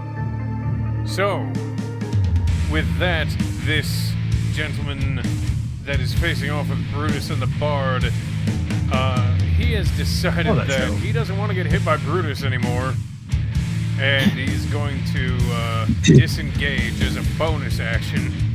God damn it. Freaking rogues. And attempt to shiv the Bard in the kidney. And fails. Aha! The turns have tided. As the rogue attempts to stab him in the back, the Bard panics and oh! And spins around, and the knife gets caught in the cape that he's wearing. Because of course he has a cape. Of course he does. That's awesome. Just saved his life. So, the crossbowman, now engaged in melee combat, just tosses the crossbow aside and draws a short sword. And attempts to attack. Oh! There you go. Oh my. It's a strong attempt. It's a pretty strong attempt. All right, getting ready to take more damage here. So that's going not to too bad. be 11 more damage. Okay. And you notice something happen as the sword makes contact and pushes through your chain. You feel in your mind the sensation of a lantern flickering for a moment. And you're not sure what it is. Yeah, that's rather odd. But it is not something that you felt for a while. The last time you felt that, you were fighting one of the undead lieutenants in the Lich's army. That's an odd thing to come up now. Right? And as this is happening, the Bard, having turned around, begins to backpedal, and the roguish fellow makes an attempt to hit him and misses. That's good. Sort of, makes a swiping stab as the Bard backpedals in panic with his eyes wide, and he's still very rapidly strumming at his lute, and despite the frantic motion, is still actually playing a rather pleasant tune. And he begins to sing, "Oh, dear gods, protect me, please." And as he sings this, this odd, ethereal blue armor forms around him. And the roguish fellow kind of looks at him with narrowed eyes and looks at the crossbowman and then looks at his very, very smoky companion and kind of rolls his eyes as if like, oh god, this shit again. Alright, Corvinus, you're up. Hooray! How do we do this? There we go. Hey, no. 24, 50. Trying to do math here. So, 50. What's your 10. movement speed? 10 is 50. Oh, yeah, shit. We're easy. Okay. 3, 1, 2, 3. I can't see my character. My math is weird. Cool. I open fire, because do I see Sawyer's fighting? You see that Sawyer's standing next to a man who's leaking smoke like a fog machine. Yeah, that Okay, dude's that down. guy's down though. That guy's down, yeah. Yep. Okay. Can we knock him over? He is. Oh, he's still standing for me, too, so. Oh, I see him knocked over. okay. We're definitely bugging a little bit on the updated Tailspire here. Yeah, a little bit. Okay. So this is the It's not guy that's exactly still new. standing. Okay. So nobody can see it, but I have a very bloody crossbow, and I'm going to shoot. Dice. I keep reaching for my dice bag. I'm so sad. Hooray! Well, I haven't looked at this character sheet in months. Oh man, I'm so used to third ed. Where is my weapon? There it is. 7. So, that's gonna be 13. Probably a miss. Yes. Okay. And as the crossbow bolt whizzes past his face, he looks over at you and grows annoyed, but not at you, more of just aggravated with this situation and how it is suddenly going all sorts of sideways. Yeah, this is not exactly how they saw it going in their mind, I take it. Yeah. This venture is no longer profitable.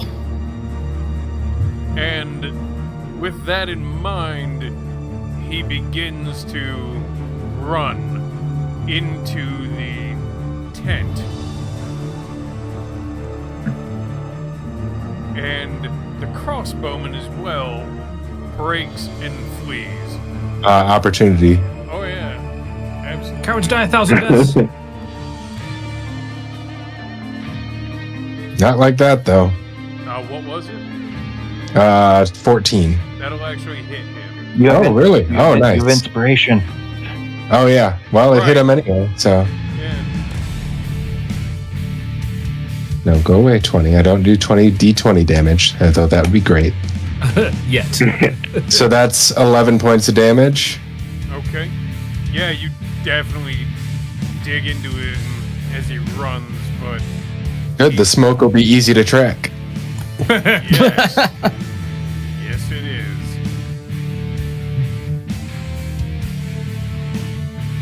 Is it it's back to Brutus then, right? Yep. Can I still see the guy that went into the tent? Actually, no. But you can roll a perception roll to try and find him. All right. Go run to the bathroom really quick. I'll be right back. Can I help him? No. I Go to the bathroom? No, the perception. okay. So it's 5 on the die, or 7 on the die, 5, and then D6 for bardic inspiration.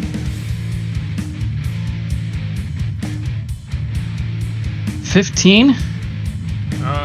You can't seem to locate him, but you do see people trying to clear out. I'm gonna. So while you may not be able to spot him in the crowd, other people are definitely aware of his presence. I will go into the tent, or at the entrance of the tent. Okay. So Yeah, you see him kind of like running towards the back into the storage area. about how far away from is he from me? Probably about 30 feet. Actually, no, 15 feet. 15 feet. Yeah.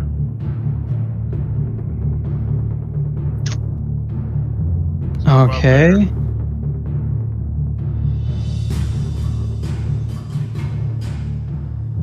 He's 15 feet away from me. All right. I'm going to cast Hex on him as a bonus action. Okay. So what is And I'm going to, it allows me to deal an extra d6 damage on any, damage roll or attack I hit him with. Okay. And it also, I'm naming strength, causes him to have disadvantage on said ability checks. Nice. Okay. And as for my main action, I'm going to use Lightning Lure.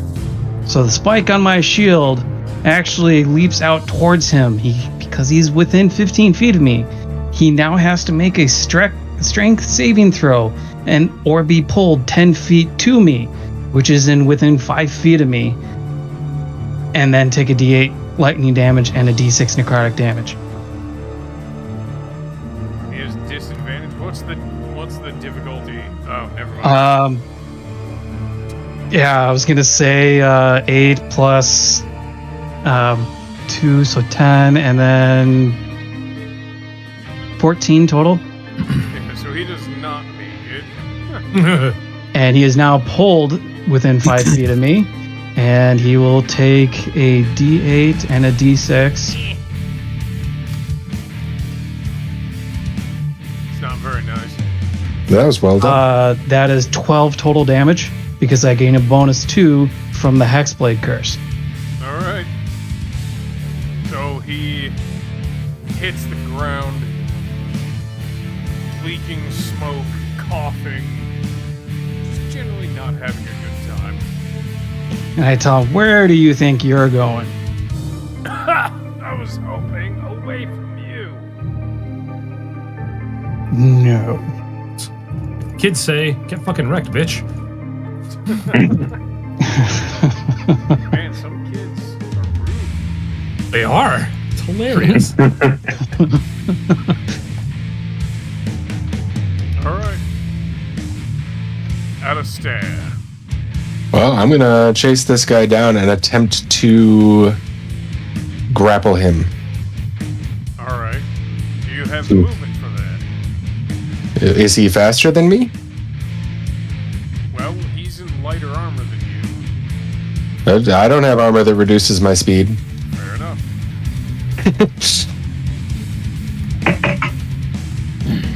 Alrighty. So that's athletics. Yep. Hold on. I have that trained, I believe. Doesn't really matter, does it? No, not really. Okay. So you managed to grapple him. Make a Constitution save. Okay. It's an odd request there, but sure. 20. All right. So the smoke that he's leaking is oddly nauseating, but Okay. not to the point where you feel like you need to vomit. It just has a really bad smell. Okay. Well, avoiding breathing it in as much as possible, I'm going to start dragging him back to the rest of the group then. Okay. He is struggling against you, so each turn is going to be an athletics check. That's fine. Hadrian Vespiano. Hadrian the Meatball. Racist. No one's in range again, are they? Well, I mean, you are here. Yep. And they forget you can't see my cursor. And we got this motherfucker who's down. We got this guy who's down. Oh, L is the hotkey for spotlight. Thank you. So this guy hits. So everyone's down. Yes. With the okay, cool. Are they? How many of them are down but not out? I guess 2 of them are down but not out. Awesome. Oh, good. This is one of them that is down but not you out. actually notice that as you look over to this guy, he is actually starting to discorporate. Yeah, I kind of figured that was coming with all the smoke leakage. Oh. Well then. Quick, put him in a jar.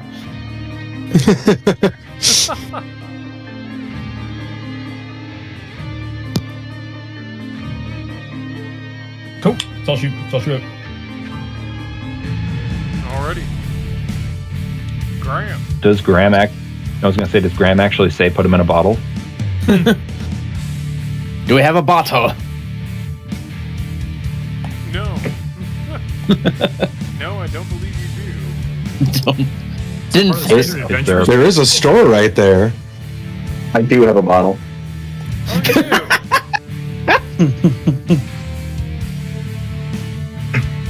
I also want to identify them whenever turn order is done.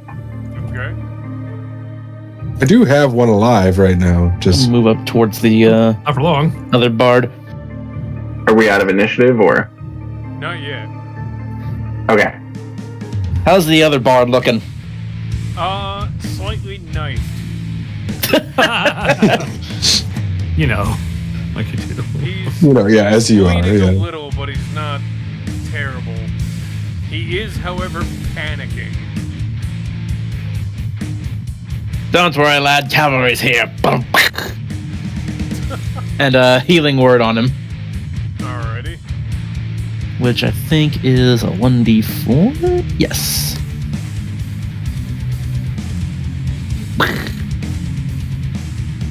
That's 6 HP back to him. Okay. You notice the grazing knife wound on his side has closed up.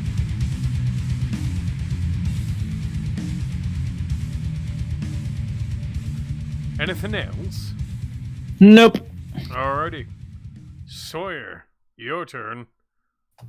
I'm going to. Actually, just a moment.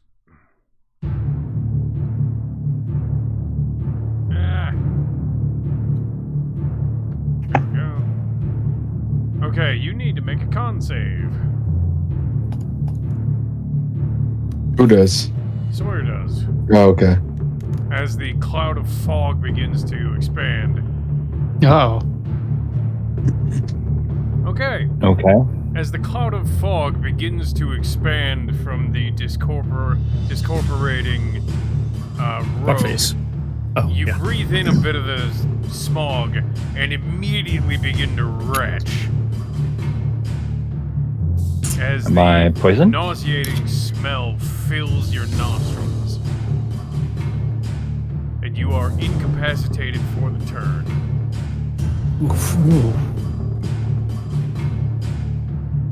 Okay. Let me. So I have no actions or reactions. Got it. Correct.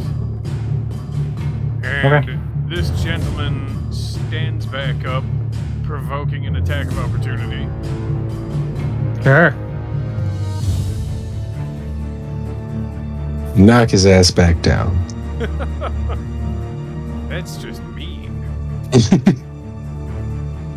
Make sure you say something witty like, I didn't say you could get up or something, too. Why don't you take a smoke break? Wow. Oh, That's a crit. That's a crit. That's a crit? Hexblade Curse. That, so you're welcome. Hexblade Curse does crits on 19s. Ooh. Mm-hmm. Disgusting.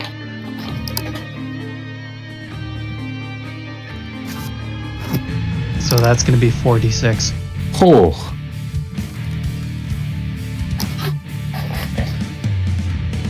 And just make sure 5, 7. That's going to be 24 damage. Oh. Okay. You need to roll a con save as he explodes into a cloud of black fog. No one told you to get, or no one told you you could get up. Boom. Ah! And then Yeah, I'm waiting for him to fail this con save, so then he ruins the effect of it.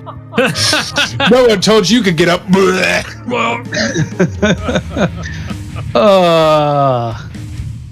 Thanks, Chance. You're welcome. A lot, No, but it's the dice gods. It was gonna happen regardless. right? Because we're 4th level, so we can't really pull off that like cool hero shit yet. So when you try to do like a catchphrase, the dice gods are gonna screw you over every time. Alright, Time for an athletics check. Okay. Ooh. Oh. All right. Don't forget inspiration. Should you? Yeah, I will. I'll use it. I'll use it if I need it. Yeah, So you managed to grab him and drag him back, kicking and screaming, leaking. Yeah. I didn't take any damage from that cloud, did I? No, it just makes you vomit uncontrollably for one turn. Ew. You know, Cool. fun. That's great. Super cool and fun. Like all. All right, so we are effectively out of combat. As this guy starts to finish discorporating. Does any one of you have something to bind this one? Sawyer's already tying him up. Okay. I was like, I got hold person. How many are you down, Sawyer? I'll second wind. I'll be fine. Just tell me how many you're down. How beat up do you I'm look? down. What with being stabbed? Because I can take care of it without you third. spending your second wind. That's Okay. I rolled the wrong thing anyway. I'm down 8. Okay, I'll lay on hands for 8. May Phaelus recover your wounds from your brave attack. Where the hell did you find these guys? Thank you. I'm investigating the corpse that's disappearing. They attacked our There's friend, not and I much pointed to the bard. left of the corpse itself. You notice that the physical body is actually turning into the powdery dust. Investigation or Arcana? This would be Or religion. investigation. Okay. I have lots of things. So, investigation. That's fine with me, Thank God. because I have advantage. Yeah. So, 23. Alright, so with a 23, you notice that, given your knowledge of anatomy of different monsters and sometimes constructs, whatever this is, might have been human at one point, because you're definitely seeing bones and what appears to be sinew. But whatever this is turning into what is effectively ash. You haven't seen anything like this before, but it's almost as if the corpses once slain and the dead tissue that was on them being injured was somehow aging into oblivion. I'm going to. And the smell on the wind created by the powdery smog is that of a rotten, desiccated corpse. Okay. I'm going to cut my hand and then bleed on a dagger and hold a glowing dagger up to the ash and see if radiant energy makes it go away faster. Yes. Nice. Okay.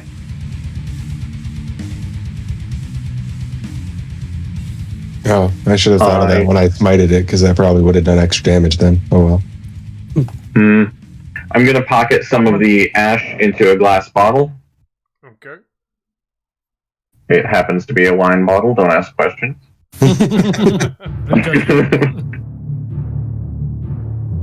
I'm gonna go get the guards, and I'll run off. Alright. Did they I'm drop any going to- solid equipment? They did not. I'm going to drag the now bound one we have up to our new friend, the Bard, and say, "All right now, good sir, I think you owe us an explanation." And he will happily explain that to you. in the next episode after our break. Doodle-doo. Break sounds good. I was going to say, this seems like a good time for a break. Wretch. And we shall return. Audio files then? No.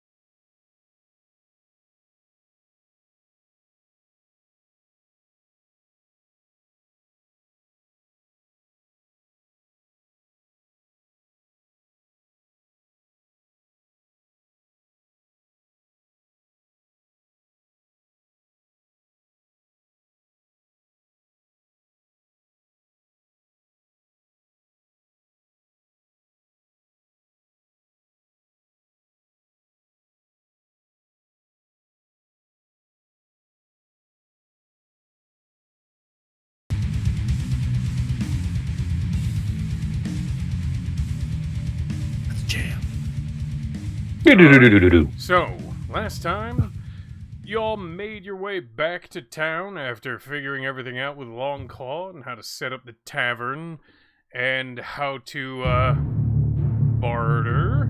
And you also ran into a rather colorful colorful friend who had a couple of foes following close behind. And after a quick combat, you realize that these foes have a smoking problem. So, we bring you back to having one of these foes still mostly corporeal. Mostly alive. Mostly there. Pockets and all that. And tied up by none other than the young Sawyer himself. The hell is Sawyer? Colorful friend looking about in slightly less panic than before. So I believe we left off with me saying he owes us an explanation. Yes, right. indeed. And he looks around and looks at you and he says, "Ah, yes, quite. Well, you see, the short version is that I was performing my wonderful craft of the sung and played music. And these fellows decided to accost me during my performance, at which point I decided to flee because, as you can tell, they are rather gruff-looking folk, and I'm not one to, mingle with such, unpleasant characters as themselves. You see, I have a tendency to enjoy breathing." I would like to make an insight roll to the truthfulness of his explanation. You're gonna make us roll on that? Can I use my bardic inspiration? Absolutely. Ooh, good call. So that is 19. Okay. Yeah, everything that he's saying is true. You Okay. get the sense that he might be leaving a couple of details out, but he's not blatantly lying to you. Lying by omission is still lying.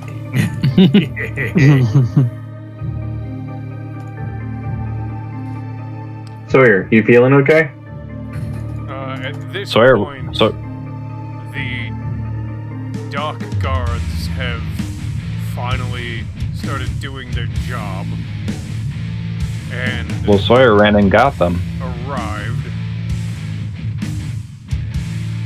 And the captain of the patrol steps up and looks around and says, "Well, what's all this?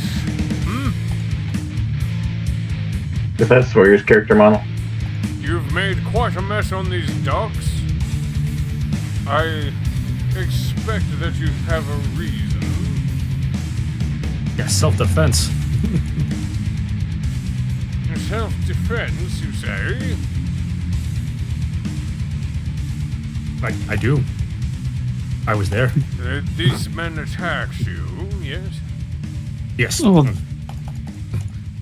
That's they how that attacked our. go down. They attacked. I indicate the crossbow bolt sticking out of my shoulder. I see. And what exactly happened? That's basically it. You see the bard looking around, and as if it were some sort of self-defense mechanism, he begins to strum his lute, and he sings, "The ruffians from far away came upon my way. They demanded gold and profit, or else me they would slay, and I ran away." Bravely ran away. Graham backs up.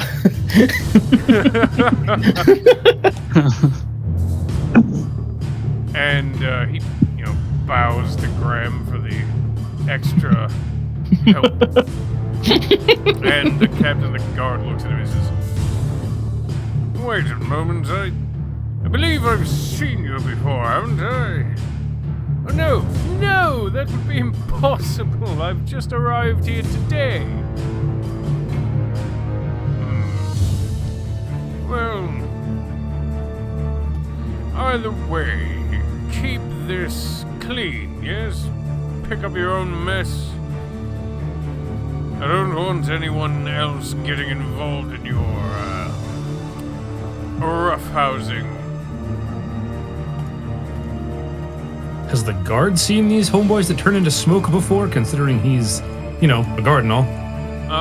Well, as you follow his gaze, actually, somebody give me an insight check. Sure.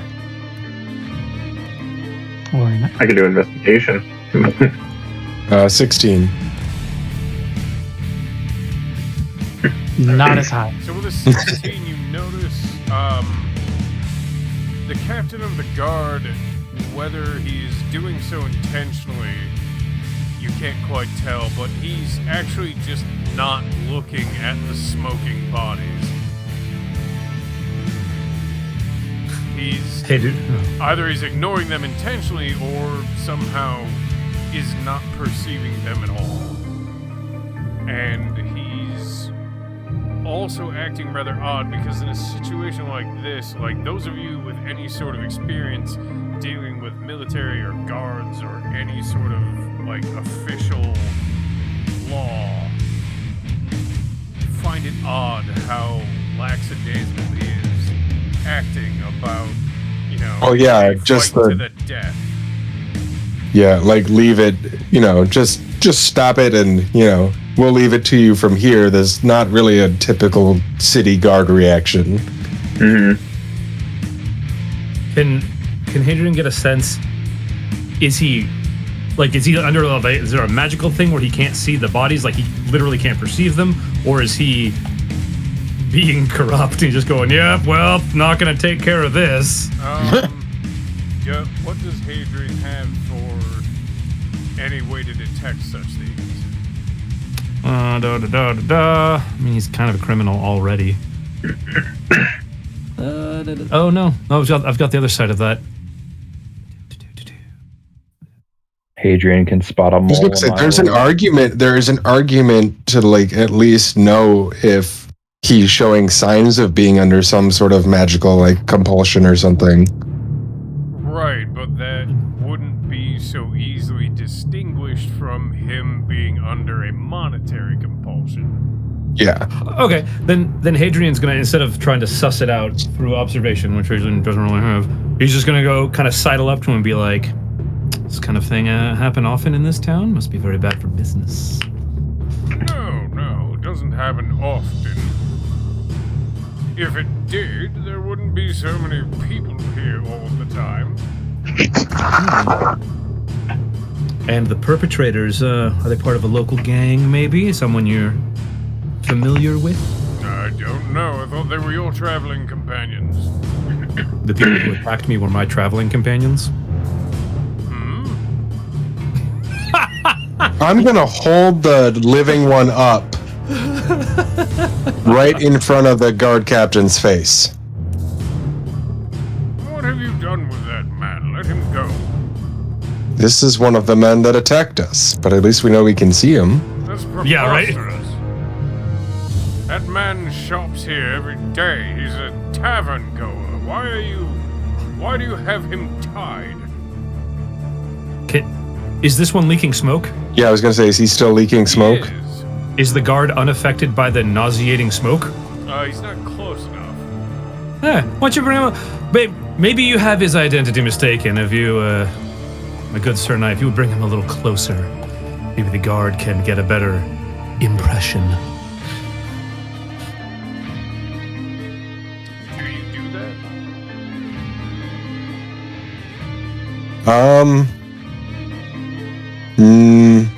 Not personally. No, I mean, do you shove him closer to the guard captain? Yes. To see if he reacts to the smoke. From what you can tell, he's completely unfazed. Can one of you cast a spell that would detect magic? I can cast detect magic. Knowledge Arcana or Investigate, because they were undead related. How about a combo of all of that? How about? So yeah, through the detect magic, you do see a faint glimmer around the guard captain, but not the guards with him. With your knowledge arcana, go ahead and roll. Damn. I got it.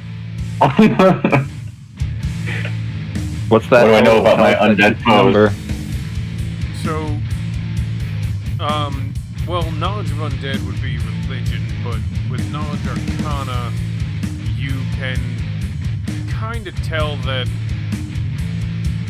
it might not be odd for a guard captain of one of the wealthiest ports in the nation to have some sort of magical barrier that would stop him from, like, being poisoned or affected by some other biological agent, but at the same time, the behavior in general that he is displaying is more reminiscent of some sort of enchantment. Mm-hmm. Can I make the religion roll here for the undead knowledge or like some semblance of what these things are? Sure. I have religion, by the way. I do too. Okay. Well, we'll just do one per type of roll. Because if all of you are... Hey! We'll do one. We'll agree to your rules. Alright, cool. Right, you guys. So what's that total? 24. Okay. So what exactly are you trying to suss out here? I'm trying to suss out if, like, I've heard of either, like, some tales of, like, the effects that I'm seeing here of, like, you know, the guards not being able to see this in the same way we are, or tales of beings like this in general that, like, disappear into incorporeal smoke. So the religion roll doesn't give you much in the way of, like, what's going on with the guards. Okay. That's more to do with the arcana that Corvinus had rolled.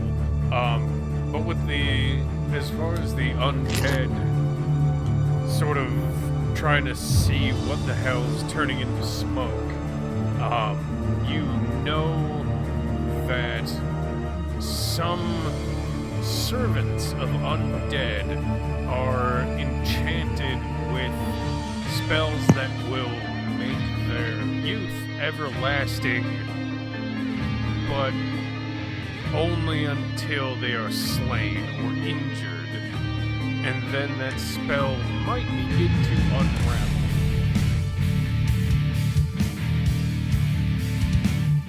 Okay. I'm gonna ask the guard captain if he can investigate this dagger and see if he's recognized it before. He picks it up and he looks at it. He says, It's my radiant dagger. "Oh, okay." He looks at it and kind of turns it, and he says, "Well, I mean, this looks like a normal piece of steel, a fine piece, but I mean, there's nothing remarkable about it." Well, I can see he clearly can't identify silver, but other than that, I take my dagger back. Yeah, he's definitely not a metallurgist. Or a werewolf, so that's good. Yeah. Right, yes, not a werewolf either. Yep. We're slowly whittling it down.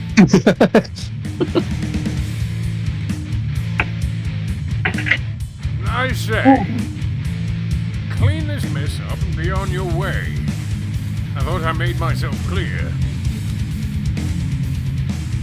Yes, sir. Good. And he turns and begins to walk away, and the rest of the guards follow suit. And As soon as they're gone, Corvinus, you're bleeding! Post.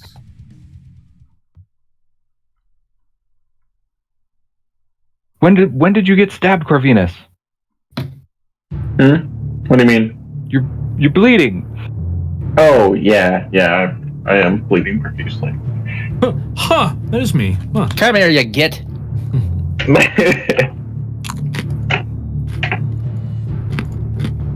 oh no, holy magic. I'm just kidding. Well, who would like to ask this thing some questions? Graham just sticks out his arms. Do I look like a holy man to you? Yeah. Okay, 6 damage. Alright. The creature at your feet is still discorporating, though slower than his comrades who suffered more serious injuries. I'm gonna pull off the small little scarf thingamajig I've got around my arm, and I'm gonna pull out my wineskin and wet it, and I'm gonna throw that over the smoking wound to Okay, keep the smoke from. Oh God! It was just like, how do you keep smoke out? Well, wet rags. Holy shit! That's a 21. Yep. Alright, so you managed to plug the leak, as it were. You flex taped him. That'll. Yeah. A lot of damage. That's not going I nowhere. saw this boat in half. So is anyone good at interrogations? I could word of terror him. We need information. Yeah, I can spy. After the talk, it has to make a save or be frightened of me or someone of my choice. So if they're frightened of you, it's the interrogation. Sawyer's gonna look the guy in the eye and just really honestly just be like, "Sir, why did you attack us?" Because you defended our target. Well, why is he your target? He's just colorful. And gone. Yeah. When you look around for the bard to indicate him, you notice that he's not there anymore. We're also missing someone. Suspicious. Very. There is only 5. Oh, Hadrian's in a corner. Oh, that's right. Very sneaky. Stop Yeah. being broody over there. No, fits the mystique. Yeah, this- No, he has to be at the Here edge he of the is. room. You wouldn't let me words of terror him. I'm just gonna brood. You can still words of terror him, by all means. I want to try something. I want to lay on hands on the thing for 1 point. Oh, that's yeah. gonna hurt. No, he Gonna hurt. wiggles uncomfortably as a little puff of smoke evaporates off of his, quote, skin, unquote. Okay. Well, that's You. well, that only happens to certain beings. Mr. Hadrian, did you want to do a thing? You I don't think I'm going to have the opportunity anymore, as Senor Paladin has probably discovered the nature of this creature. And All what right. exactly are you all doing defending this target? I'm defending the kid you stabbed, so let's talk. Yeah, it was more about Convince me Sawyer. why we should kill that bard. You should kill the bard because he's dangerous. Yeah, okay, so am I. We need more than that. Explain it. I too am a dangerous bard. He is wanted. Yeah, Why? good, sir. Good. 10,000 gold bounty on his head. Cha-ching. Ooh. And what does a being like you care about gold? I don't. The one I serve does.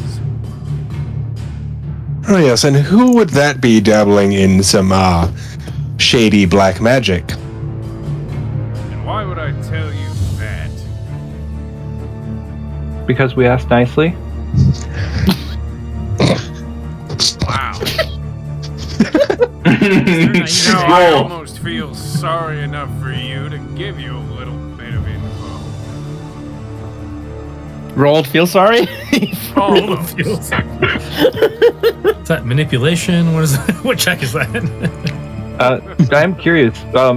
You're not human, so what are you? He's undead. Yeah, your shiny friend here has the right hit.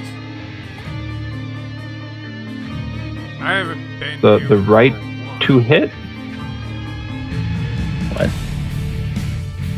Just So who's your lord? If license someone I to like, hit? we might actually take out this bard for you. Hmm? Who's your lord? We might actually take out the bard if it's an ally. Do I look human to you? My lord's no friend of yours.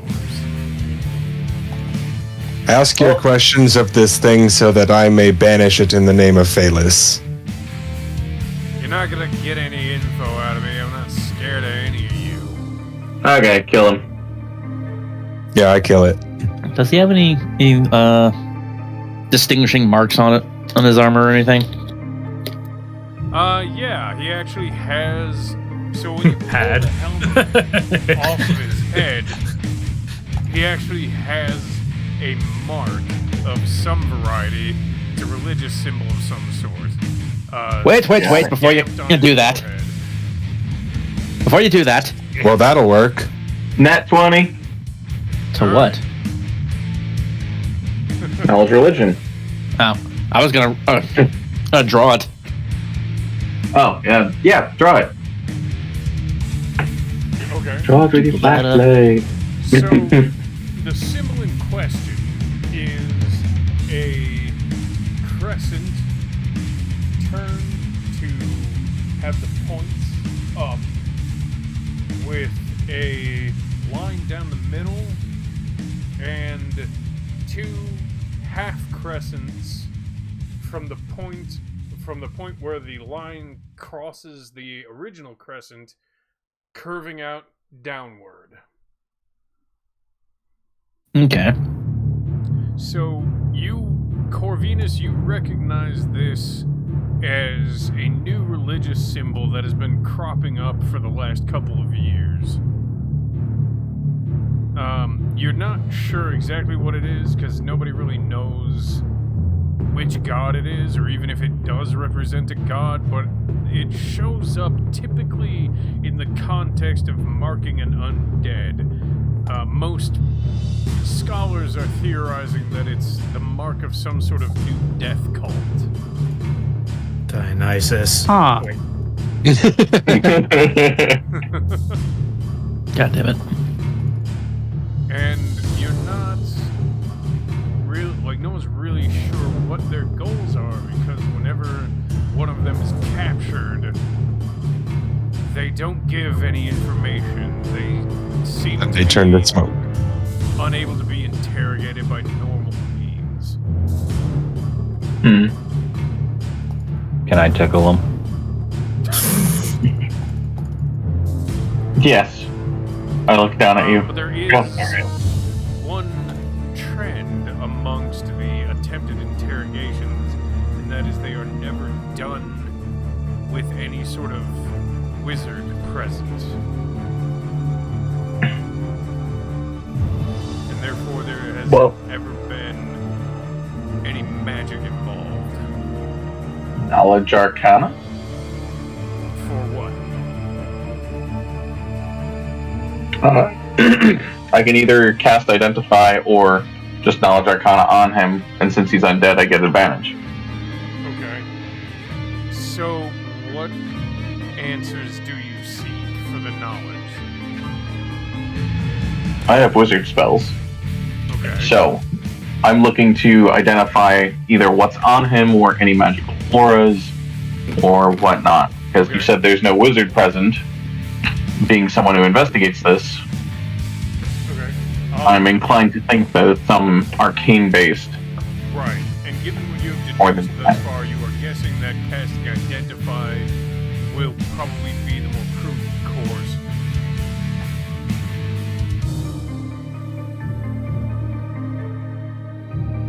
Okay, can I do so? Alrighty. So, as you begin to peel through the different layers of magic placed on this guy, you notice that he has a couple of protection spells up, mostly protection against good and protection against fire. He also has an interesting spell placed on him that, if you're reading it right, will kill him on if he succeeds in willing it. Okay. Crazy ass dead man switch. Shit. Yeah. So I'll explain this to you guys in a second. I'd like to do that in character, if possible. Was there anything else? Or is that it? That's it. Okay. Just didn't want to interrupt information. So, unfortunately, Mr. Paladin, he has a resistance to good-natured things due to some protections as well as fire. Luckily, fire's not my forte. So, go ahead and do your will. He can also, if they choose, people like him can just detonate and take themselves out. Now, when you say detonate, is he going to explode all over us? Inward. Oh. Yes, we just have to watch the smoke, and I stab him through his heart. Hold my breath. Back up. You see him writhe a bit, and he begins to leak and leak and leak. I help But with my he radiant doesn't- dagger. He does not seem to just vanish. He dies rather slowly. Look away, kid. Now you're gonna need these lessons. Pay attention. And then, after a moment, he lets out a "ah!" and then explodes into a fountain of the smog that reaches about 15 feet high and begins to mushroom out. Gross.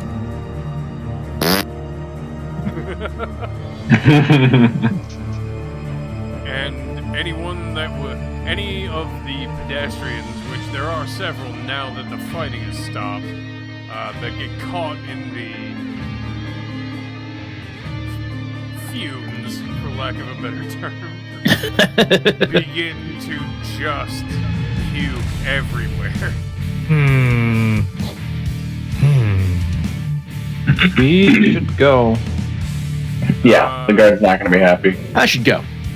You and you and you. So, Alistair, Corvinus, and Jimmy the Kid. Fuck, why can't I remember his name? Sawyer. Let's do it. You all need to make con saves.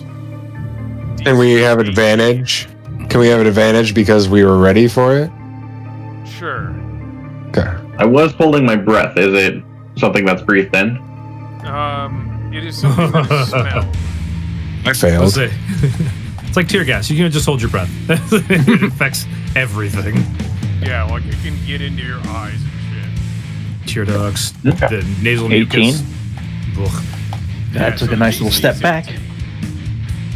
Oh, perfect. I just hit it. Alright, so if you pass, you are greatly discomforted. If you failed, you are retching. Is nauseated an actual status effect? It is. Yes. Oh, nice. Yep. All right. It is not fun. And yeah, he is just gone. There is nothing left of him.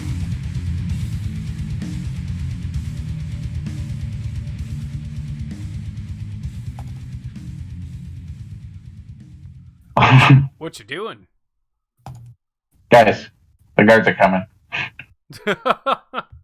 It's Fuzz. No, actually, the guards don't seem to approach at all. They aren't making any fuss. They actually remain at their stations. Huh. A circle of humans puking, and no one cares. Do the Guards pedestrians certainly care? don't. The rest of the onlookers are moving away quite rapidly. They are backing the hell up and clearing a sort of a lane where they think that the smog is going to roll. Or just We should go pick up our cart and pack horse. Yes. Back to shopping.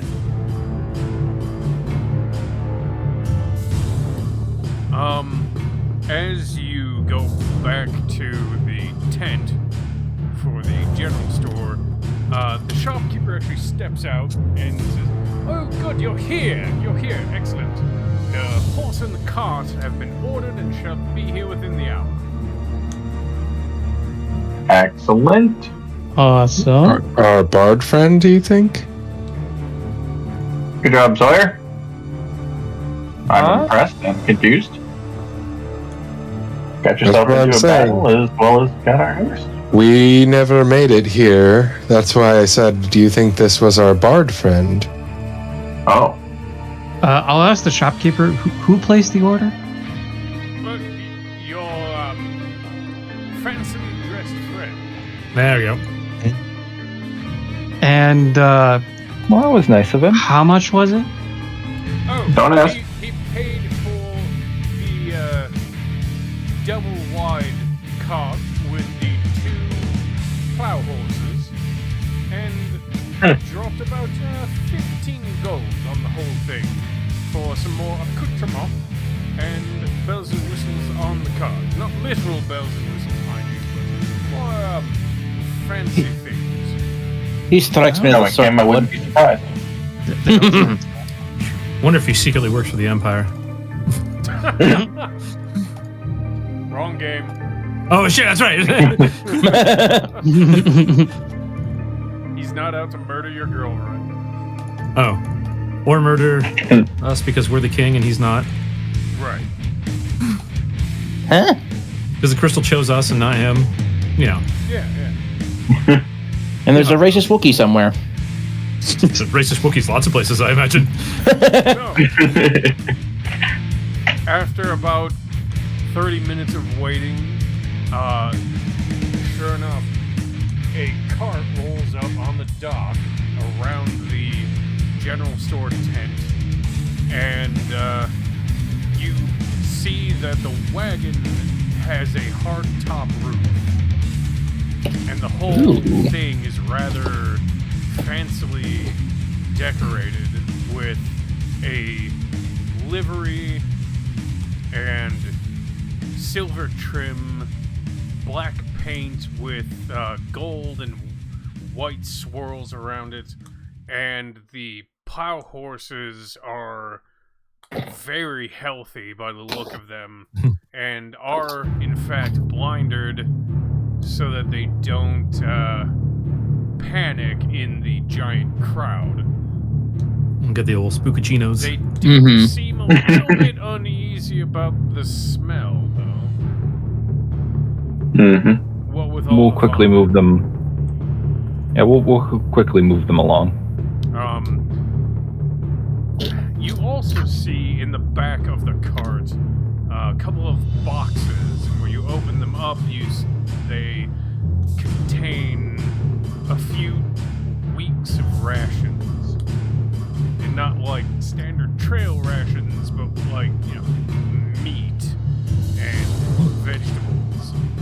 Are we going somewhere? And you notice that the boxes are actually temperature controlled to be cooled as to preserve the meats and vegetables and fruits that are within them. Sire, there's an apricot in here. It's an apricot. Come taste it. Oh boy.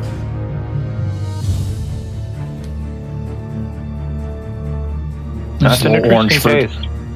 He like cracks it open and pulls the pit out. Here, it's good.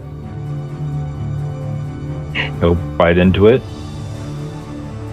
That is pretty good. It tastes real fresh. Apricots are so That's really good. This would go really good with some salt and pepper.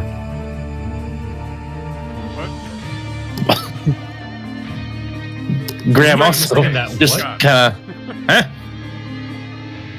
The salt I can kind of understand. Just a little bit of pepper. Despite the new arrival of the wagon and horses, the bard is nowhere to be seen. That is fine. We have a cart. Excuse A me. bit suspicious Sorry, of I it, though. didn't mute then. I mean, you could, if you want, literally look a gift horse in the mouth. I'm looking this gift horse in the mouth. I say all aboard, and I recommend we leave the city as the guards asked us to. Adrian, if you can, is going to do a quick once-over of the cart to make sure there's nothing weird with it. Yeah. Go ahead and give me an investigation. Yep. Gotta keep investigating. So this is less of a cart, more of a carriage. Give me a nat 20. Yeah, so think of like a traveling merchant's cart with a hard top. You know, it's about 12 feet tall. So it's pretty tall. And actually when you open the whole thing up, there's a living space for about 4 people Jesus. on top of it. It's a minimal living space with 4 beds and a couple of foot lockers and about, 4 feet of clearance. So you have to like crawl into it. This isn't too bad. Are you planning on staying at an inn? There are, however, no traps set.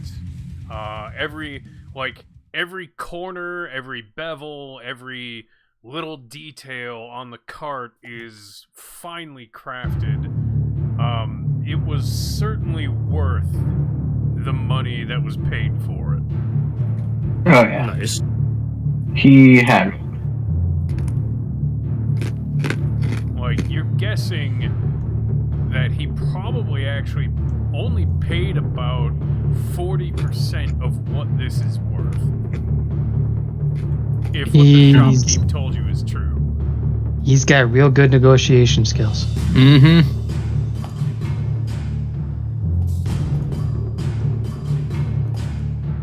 So, are we leaving, guys?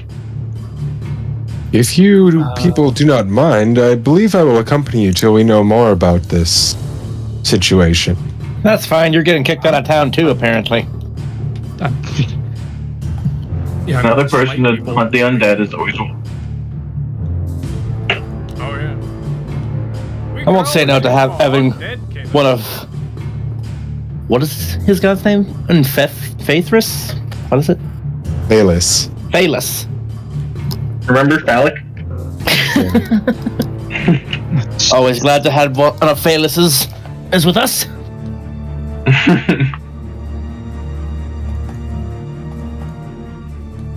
Excellent. Well, let us depart.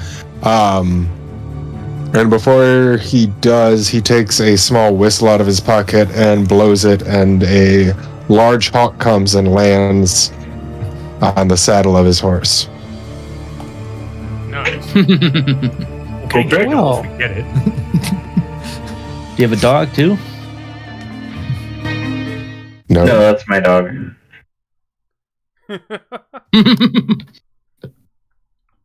Sawyer will jump up into the cart and grab the reins and be like, "You guys ready?" Graham will get in position in the back and Kid, do you know pull how out to his drive? violin and to play as they go. Yeah. Drove these all the time back home. Pioneers just ride these babies for miles, huh? And as you go, Sawyer, you notice that these horses are actually really, really well trained. Like, you really don't have to drive them at all. You start them up and they Wow. just go. I'll still do it for comfort's sake. These horses have autopilot. Pretty much. We shall name them Alexa and Google. Elon Musk, get your heart out. All right. So, you make your way out of town and you drive into the night. And you make camp at a corner of the road outside of town near the edge of the forest. Mr. I'm eventually going to need a mini for my dog. For what? For my fiendish hound. Okay. Mr. Corvinus, were you able to sell the goods? Yeah, I was able to move them. I kept the sugar. We'll move them out of a different town, though. Oh, right. Yeah, your cuts. Well, I don't have to do as much math because for some reason we have a wagon. And paid nothing to it. Where is my dog? Arden, that's his name. Good God, I couldn't not remember that for the life of me. I was like, it's just like. Oh, So I had to do the crystal bit. I was resummoned. How's that work for your dog? Dog. Oh, I was thinking this one, because it is a black fiendish hound. Oh, okay. Yeah, absolutely. Who's the imposter? Oh no. That's very sus of you. Corvinus, are you reading a book? I was going to say the first person to say, I'm going to pistol whip the next son of a bitch to say sus. Okay. So we'll make What's that this old guy- pirate republic in northern Morocco? Sus. And what is his name? Hank. No, the dog. Black dog. Oh, isn't it Hank the dog? I call him Hound. Huh. Well, if that just isn't a cheery beast. Roach. Road. Fuck. Okay, I'm still not seeing everybody. That's weird. Yeah. I am right here. Okay. I'm here. Yeah, I see neither of you. I'm over here. Do you see the I book? see I see the book. And I see the other three and the hound, but I don't see you guys. Alright, so you make camp and park the cart. Well, the wagon. And you are actually right outside the edge of... Actually, who has any sort of geographical knowledge? I would. I do. Alright, one of you's roll. I'll assist him. No, Oh, You have a history. no, one of you's roll. I got That'll that. do. Alright, that'll do. I am on fire. I wish. Yeah, I we are kings of the knowledge rolls today. So, you are actually camped right outside of the Vastwood, which is where the elves put the veil when they disappeared out of this realm. No one really knows exactly what the veil is, but what they do know is that when it was created, the majority, and I mean vast majority, of the elven population just sort of disappeared into the woods and never came back out. Sounds like elves. Cut themselves off from the rest of the world. Yeah, because and that happened several hundred years ago about 4 years into the Lich War. Left us all to fend for ourselves. Pretty much. I got to AFK for just a second. Okay. Met one decent one. Granted, I've met 3. Sawyer's just going to be cleaning his shoddy sword. Shoddy. Yeah, I'll be tending. It took a nick in that battle. Graham is regaling tales of his long years of traveling and being with the Bard College. Yeah. The time he met an elf. Ooh, tell us more. The first time I met an elf. Well, that one was an asshole, but the second one though.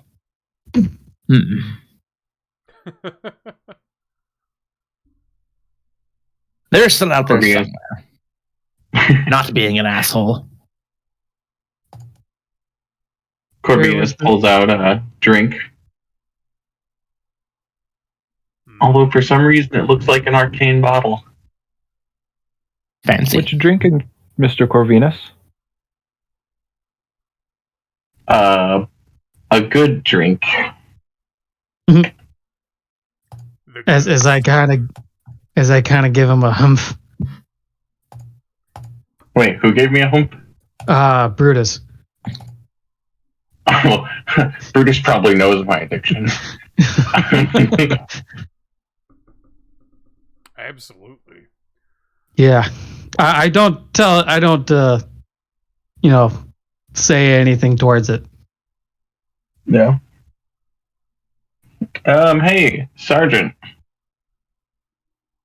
Yes.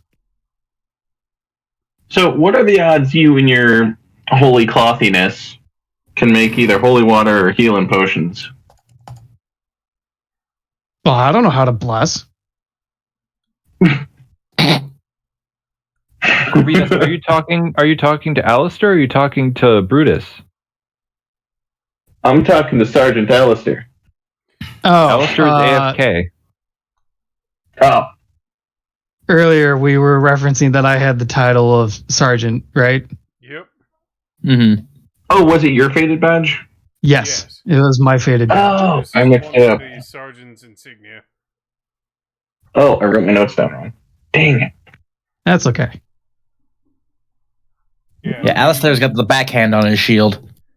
Yeah, the guy. Luckily, this is the so one. the members of the Smite Squad don't really have given ranks other than commanders who just lead the squad. Everyone else is sort of on the same level.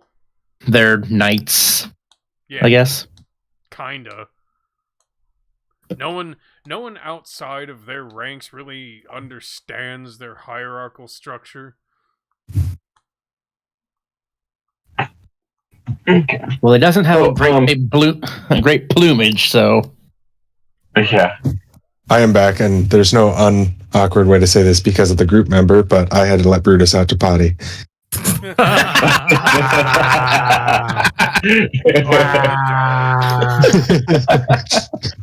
we're already outside. I had to coincidentally pick a name that your dog is. Yep. There you go. And you're stuck with it. Yes, I am.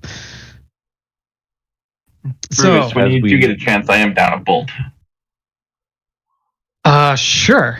I start sifting around for twigs, or rather, But, branches, rather. Sure.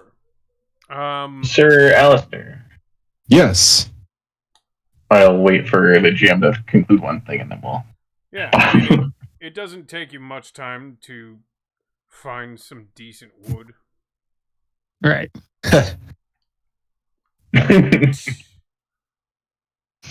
I'll take out a small, shaping knife of some, or carving knife of some sort, and just start whittling away at a branch to make into a bolt. Okay.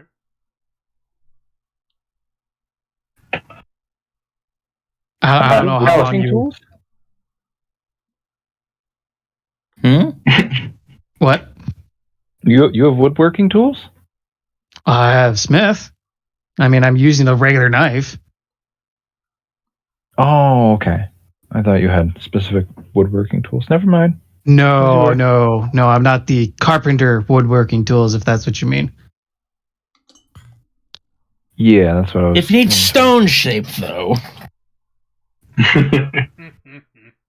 Does that mean you have stone shape? I have mason and tools. So yes, technically I do. I could ask you for an arrowhead. It's just very slow. I can do that. In the future, if we ever need alchemy, I have the tools. Usually my tools are geared more towards undead, so preferably nothing edible.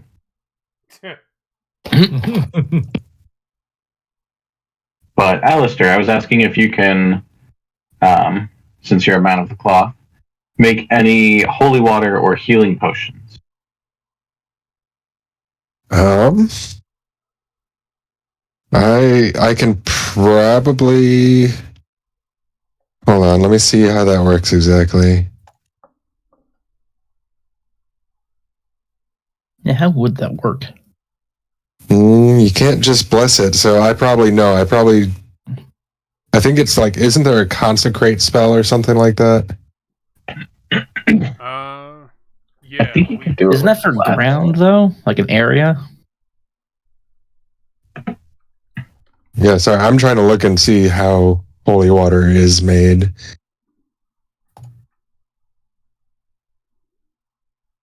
I'm actually curious if So it's help. a cleric or paladin may create holy water by performing a special ritual. It takes 1 hour to perform, uses 25 gold worth of powdered silver, and requires the caster to expend a first level spell slot. Yeah. So yes, I can. I just need the correct materials in order to do it. Excellent. Unless you have 25 gold of powdered silver, we do not have the correct ingredients. I actually do, because it's very helpful for undead. Hence, my daggers are also made of silver. Ah. Would you like me to make some then?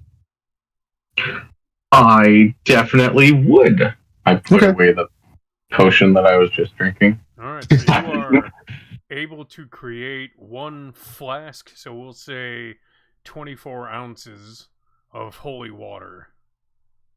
Cool. Can you identify healing potions pretty easy? What's that? Sure, paladin.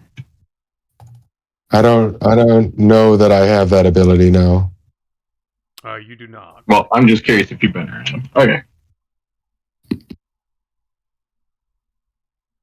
My drink of choice tonight happened to be something in a magical bottle.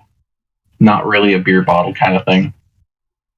Gotcha. I am gonna use the last 12 of my lay on hands on myself before going to bed in case I mean, we don't have a complete night of rest. I mean, you'll be getting extra from me anyway. Okay. If anyone has spare healing. Oh, I'm only down 9. It's not that big a deal. You're also getting a Song of Rest from me. Oh, okay. Oh, nice. Well, since I am new to the group, why don't you all tell me a little of your histories, and I shall do the same as well.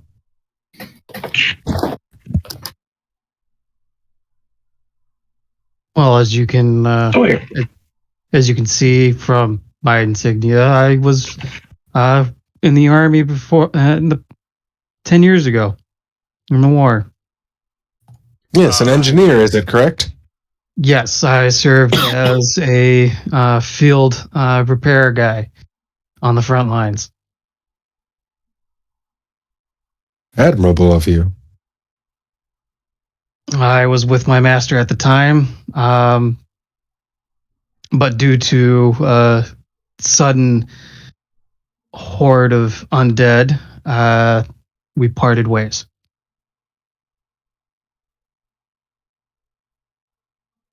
But later down the line, I met Corvinus here. Mm-hmm.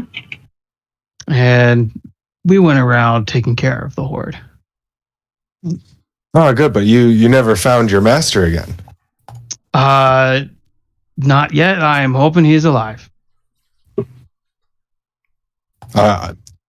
So Alistair bows his head and under his breath says a prayer in the hopes that Phaelus can one day help you discover your master, alive and well. I thank him for his kindness.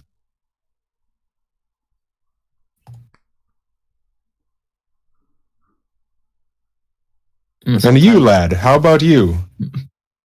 Not me. Sawyer looks up from cleaning his sword. He'll get through all that rust one day. It will. There won't be any sword left.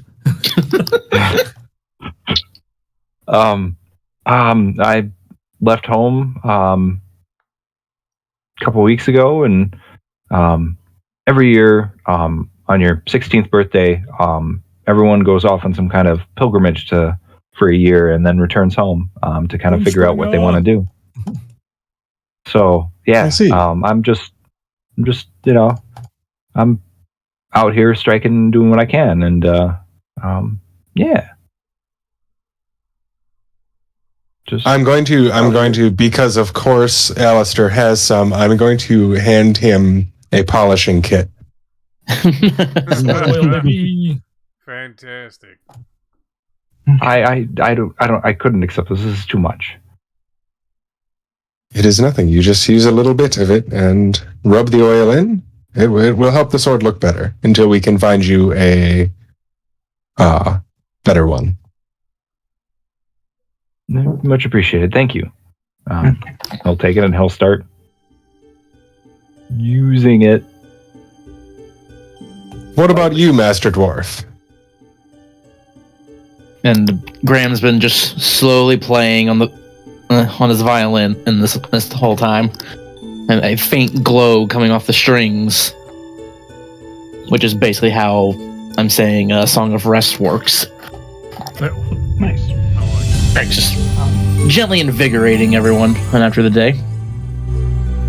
I'm from Land down under. Vangarad, at the capital. I'm from the Bardic College of the Deep Script. I would look after the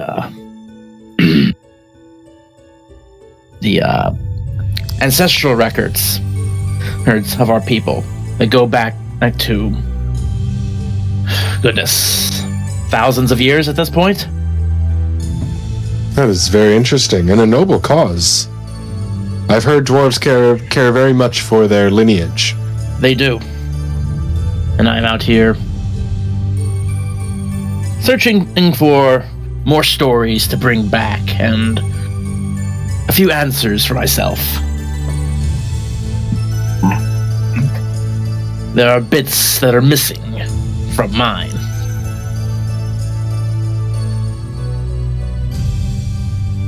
And so I hope to find and those answers and bring back something so I don't,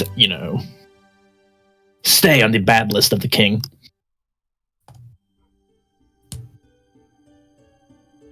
Oh, I see. Well, I have faith that you will succeed, and we'll pray for your success in that endeavor as well. Thank you. And I'll be spreading merriment wherever I go.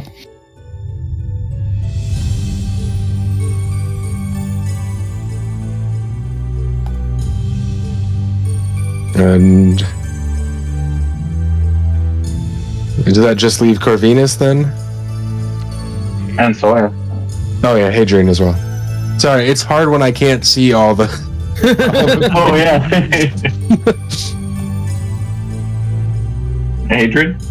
Yeah, sure. Whoever wants. Adrian's just a simple merchant, businessman, entrepreneur type fellow out to help the less fortunate in our world. Doing what I can for the good of all mankind, if you will. I see. Very interesting. Try to do good by fellow man. haves and the have-nots and all that.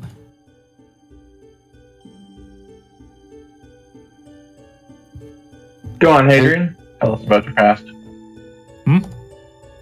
Tell us about your past. I think he's trying to avoid it. There's not much to tell. A little business here, a little business there. Making business contacts. What kind of people, business? Making friends. Import-export. Oh, what kind of goods? Yeah. Oh, all kinds. Like Grant is just kind of shaking over in the corner, hand over his mouth, like.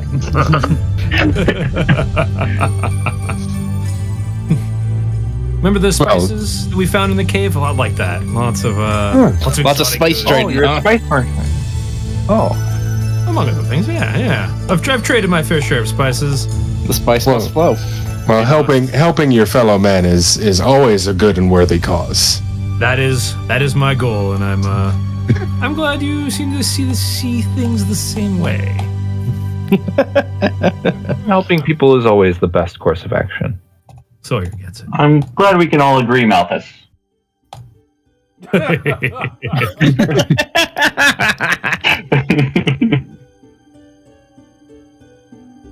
And then you, good tiefling. The irony. Maybe neutral tiefling.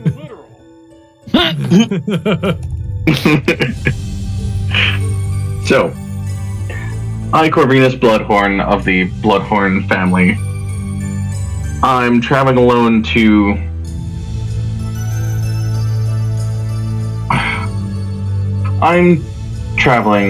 cleanse the name, because the Bloodhorn's actual dealings are not up to my standards, and being a tiefling, I know more than I should about my family.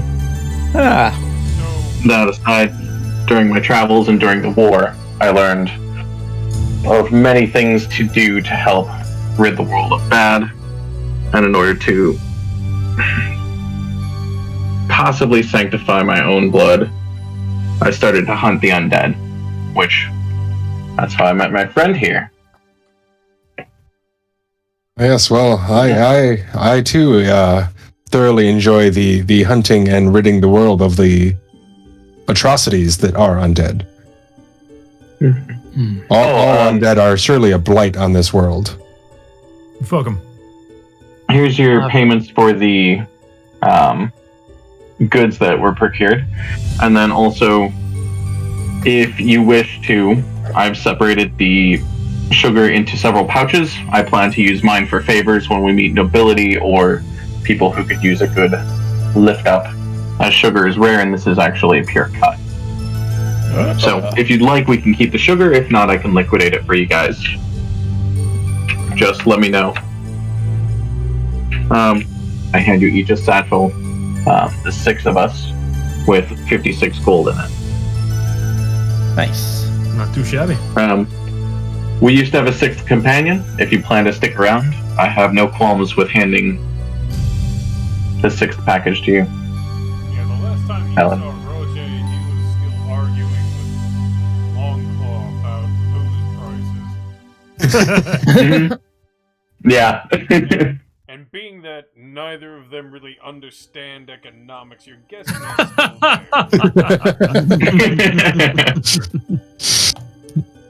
there. I had no part in procuring this money. It is not for me to take. Then may I ask you a favor? Certainly. Spread it amongst the people who need it. Use it for them. I Very reach generous. my hand out. That I would be more than happy to accept. You're a lot more welcomed in those crowds than I am. Or to invest it in the future or good bringing that you can.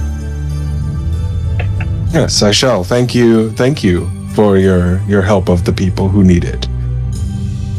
As far as myself, there is not truly much to tell. As you know, I am a part of the church, and from a very young age, I've thrown myself into the workings of the church. I became a Bright Warden in order to protect the people and bring light to the world and eliminate the darkness of undead and other evil beings. And that is what has led me here. Nobility for the sake of nobility. Very nice. Hey, Sawyer. Yeah? How was your first day of adventuring? And tell us a little about your past. What kept you busy? Sawyer's crying as he looks into a bag of gold, more than he's ever seen. Oh. Yeah, normal people don't see Wipe that. his eyes.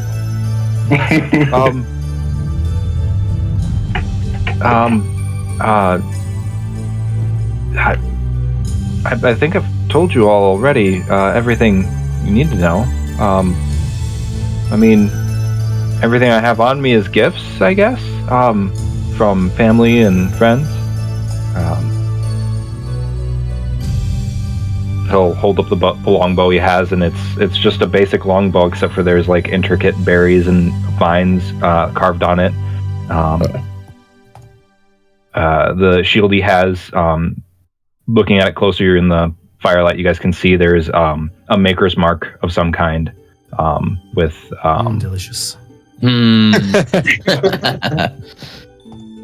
not that kind of maker's mark. Oh.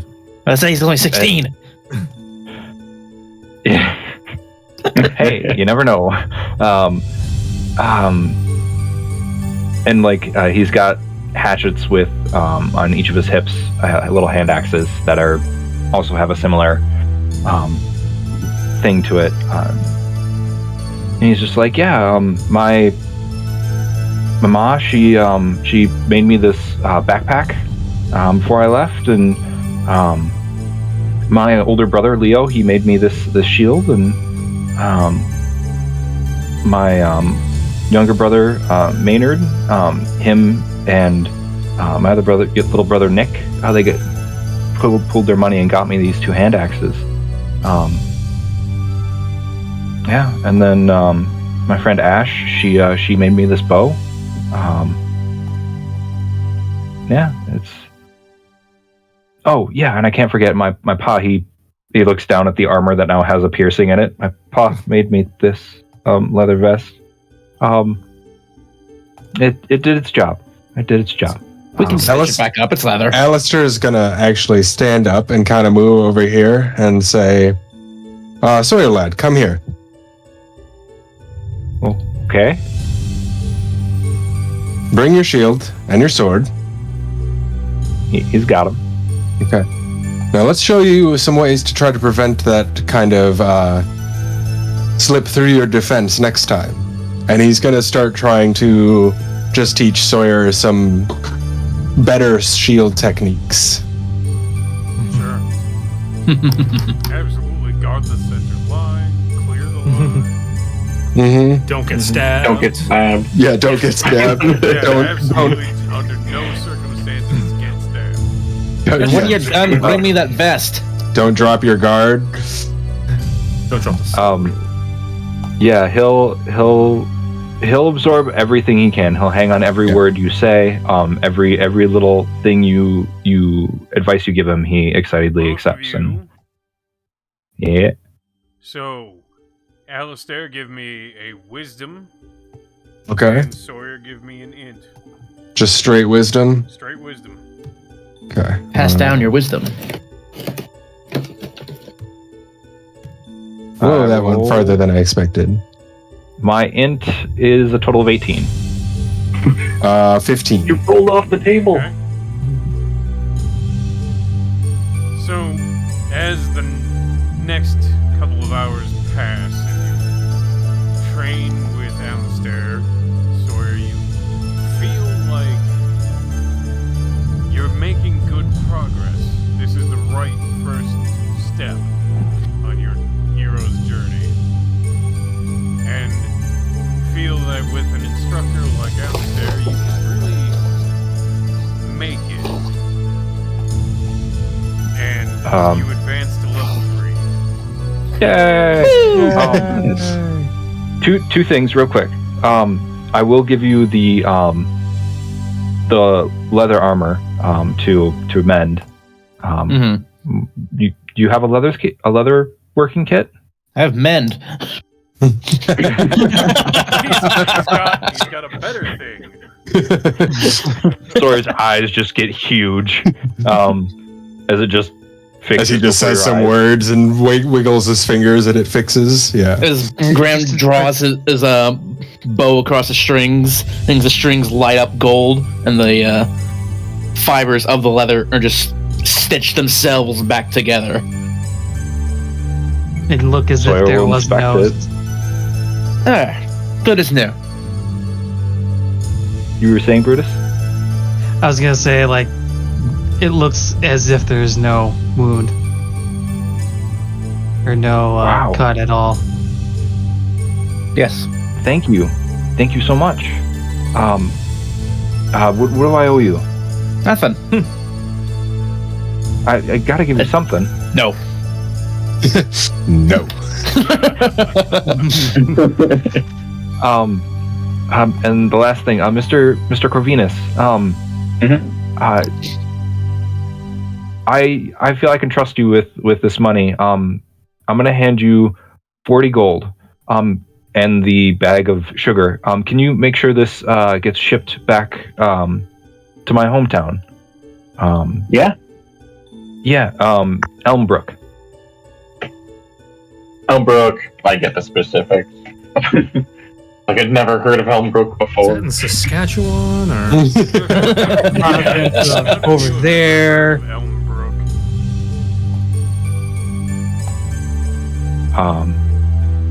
But yeah. Where is this Elmbrook lad?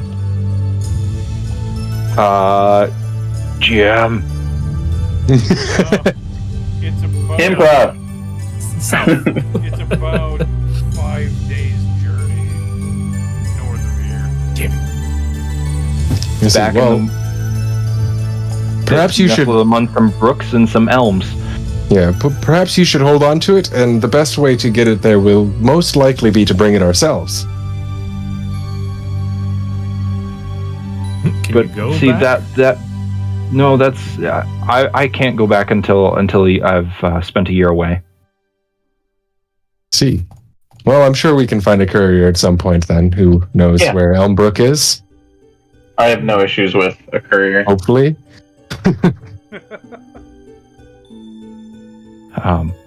But yeah, so I'll send 40 gold and the bag of sugar back home with a little note I'll write out. Well, folks, before we turn in for the night, where are we headed? I don't know. To the next job poster?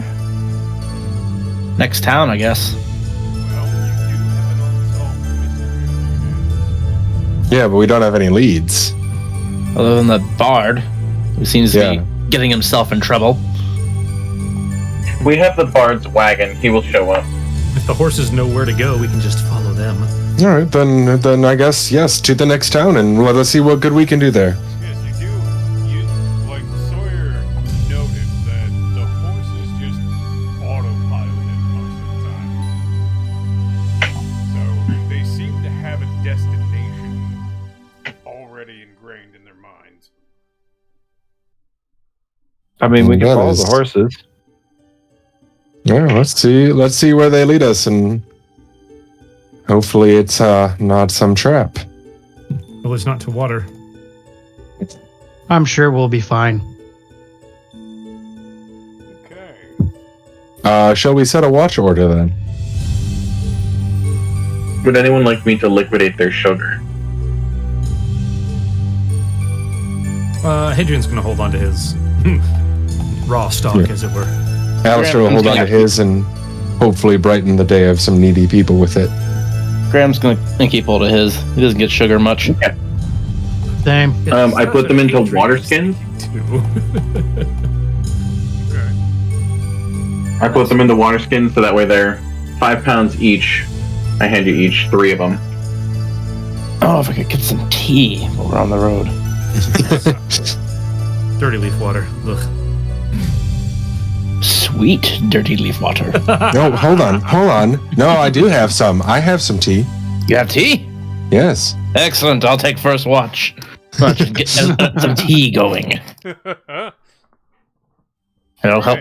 Keep me up. Yeah, you kind of see while Alistair is digging through like his belongings that he took the Boy Scout motto literally, and he has just all kinds of stuff.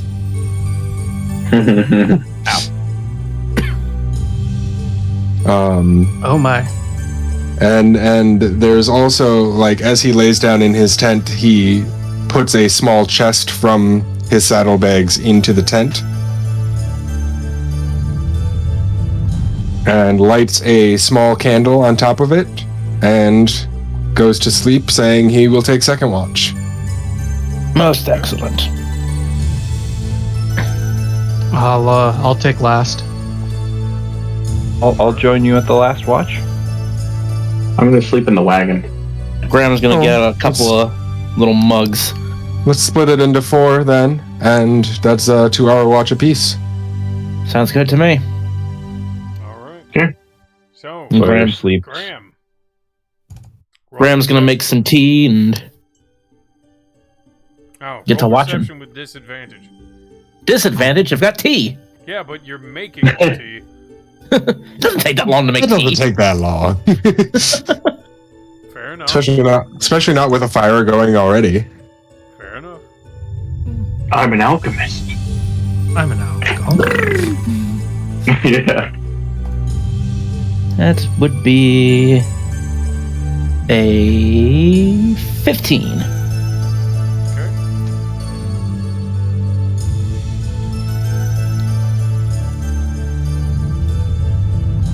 All right. Who's taking second watch? Believe I am. Alistair. Okay. Alistair. I'll take last watch. Graham I will may, form. hold on. Just FYI, I have alert, and I also make a roll for the hawk as well. Okay. Nice. Go ahead. Graham will pour him a cup of tea before he turns in. Oh, thank you, sir. Sleep well. Mm-hmm. Oof. I saw that. Speaking I saw that of roll HP, off. am I rolling for my HP? Yes. Or do I take the average? Up to you. If I roll, do I have to keep it? Yes. Otherwise, there'd be no point. Well, we're going to gamble. Yay, gambling. Oof. Oof. That's a no bueno. All right. What'd you get for your perception? So hold on. I was trying to look up. I don't have the hawk stats like attached to my character, so trying to look what they get. So the hawk is a what I roll 7 is a 14. Okay. And then mine is a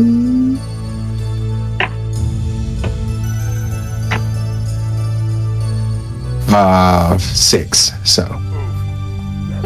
Okay. All right. Who's got third watch? Me? I believe it was Pat. I said I had last watch. Oh, okay. You're So third intent. watch Okay. would be Sawyer. Sawyer, roll perception. I will take watch with Sawyer. Both of you roll perception. Okay. I have dark 22. vision, by the way.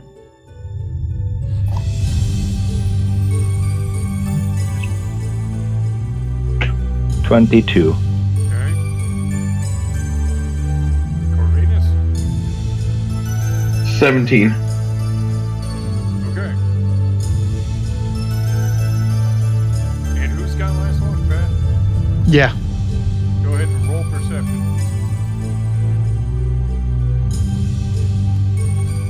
I'll leave my dog up with you.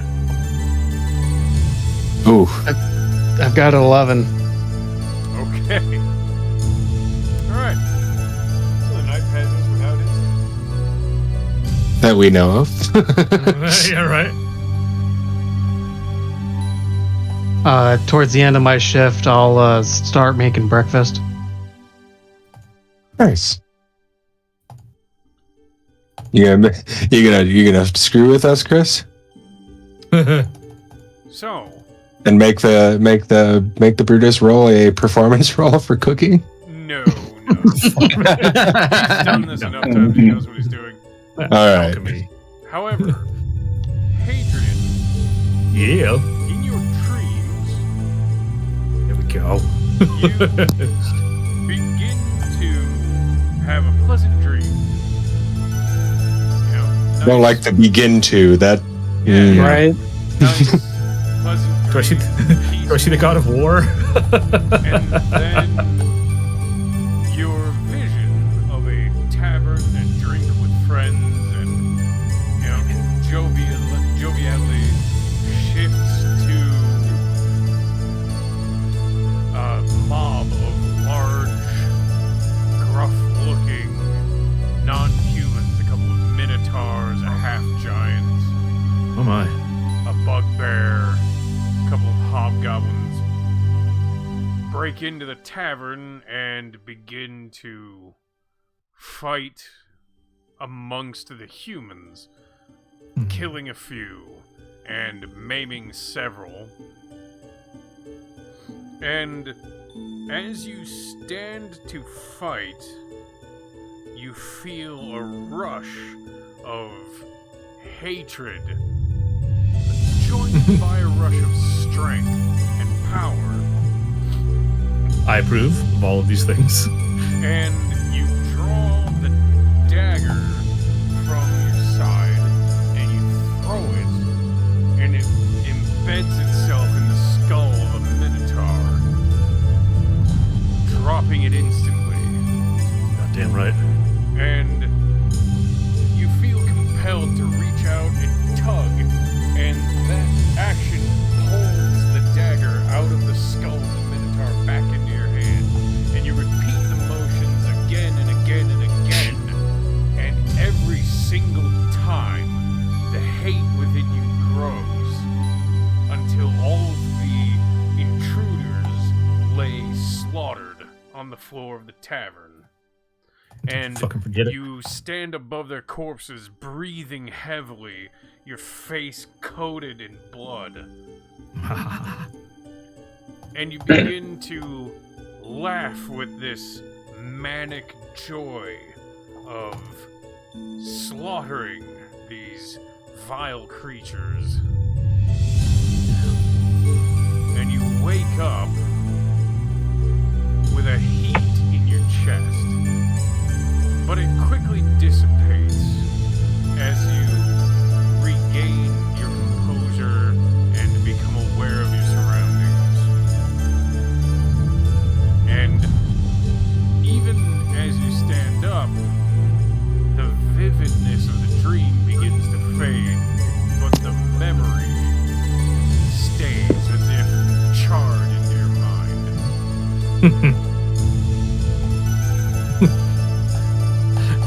All right. Good. So it started off and ended as a good dream. All right. And the morning goes well, and as you look towards the forest, you hear a rustling from the forest, and you look towards it, and you see a lithe figure moving about in the trees. Is this you, Hadrian, or you, everyone? You, everyone. Okay. Hey.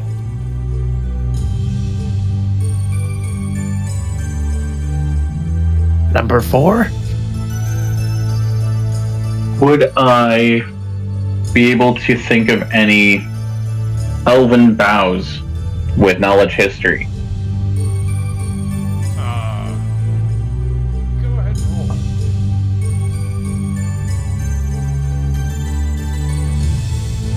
Jesus. Damn. History is a 6, so 24. Yeah, you actually are able to remember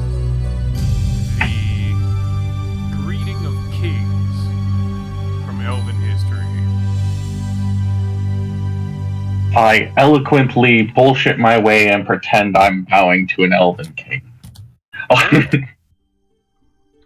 Huh. If it's a minotaur, I shall look sheepish. As you do, a lithe elf steps out and gives you this weird look like, what the fuck is he doing? Why is he doing that? And Why are you the way that you are? they stay on the other side of the road, though they don't seem defensive, they just seem curious. Does anyone know Elven? Yes. Yep. Oh, that was unexpected. Okay. Hello, I have bowed to them. Speaking of. I doubt they know common since they're from the woods. Graham will greet them in Elven, which is very thick with dwarven accent, but it's Elven. But it's still Elven, you know? It is curious that you speak our language, Thunderboots, but less curious that you speak it like an avalanche running down a mountain. And Alistair will say in Elvish, while what you say is likely true, there's no need to be that insulting. Was he so loud you could have shot him in the dark? Is it so insulting to speak the truth plainly, tall one? Or is it hard for you to see the ground from where you stand? Yeah, see, veiled insults. I don't think that was veiled at all. While everyone else in the group is staring like, what the fuck are these people saying? Yes, perhaps it is difficult for you to see the ground from where you stand, for you think it is veiled, but it is plain as the crisp new dawn. Why do you sit on the edge of my people's land? Why are you such Because We are of your simply- people's land, We are and simply we are traveling. moving by. Sawyer, do you Yeah, what he speak said. Elvish? Oh, sorry. Nope, I don't. I was going I to say do that not. would be really surprising. Right? Nope. Backwater hick. I barely speak Dwarfish. Graham will You help speak about Dwarvish? that. And you are passing by. Why? Why do you pass so close? It's where the road is. We have not crossed the veil. And have We no mean your intention to. people no harm. I see. As you should probably know, given that you've Right, most in the likely car. watched us all night. But you ride in the cart of one of our own. Ponto? He gave it to Yet us. you ride without him present. Ah, there he is. Tell me, how is it that you have come by this cart? Gifted to us. Gifted to you. By the man in the fancy clothing. I see. A bard, much like myself. Truly, a wonder. And tell me, how did you come to meet this man? Well, he was getting accosted and by some... What were they, in the end, do we find out? Some manner of undead-ish attack. He was Creature, under I attack don't by know. those things. Yes, and we saved him. I see. I grabbed the bottle of ashes and I have my dog run it over to the elf. The elf looks at it curiously, and then looks at your dog, and then looks at you. We are not one to judge, But I'm gonna. It is curious that you keep the company of a plane touched from the infernals. I do assure you that his looks do not match the content of his character. So it would seem. That speaks true of another one of you that walks among your party. Is he looking at anybody specific? No, he's just surveying the party.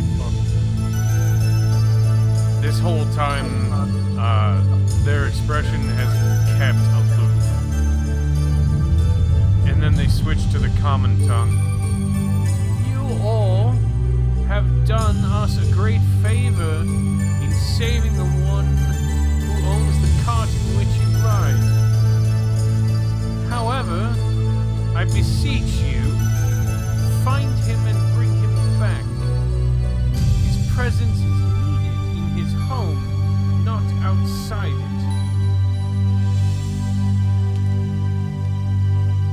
it. If we come across him, I will be happy to tell him he is needed. Speak his true name and he will listen to you. Dathana Tovarin. Dathana Tovarin.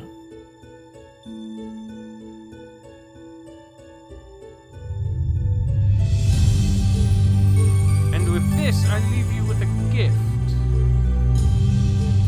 And the elf moves. He blows a closer raspberry. and places on the ground a piece of tree bark that has some writing on it, and Just to a sizable pile of sprigs of mint.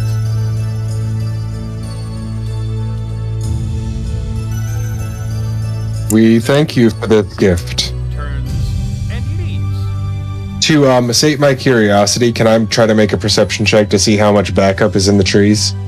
Sure. A lot. So why do I keep switching? 17. Yeah, you don't see anyone. Oh, He must be alone. I still don't believe it. They're well hidden. I asked the dog if they can sniff anyone with a similar scent to her on the wind. The I'm gonna dog gather up that kinda mint. raises its head and then shakes its head. Alright.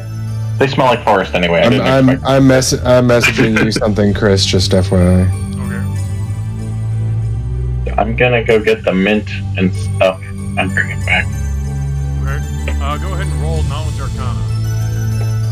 Oh yeah. Is it an undead roll? Okay.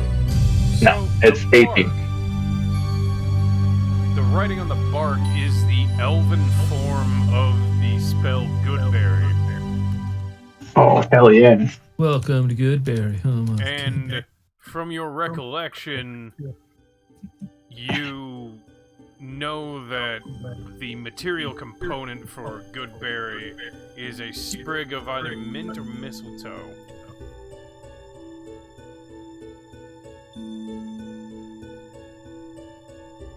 It's 22 for that roll. Okay.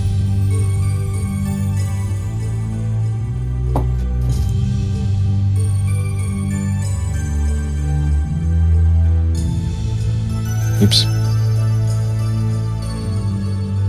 I keep trying to left click to get rid of him instead of right click, and then it just rolls it again. Oh yeah.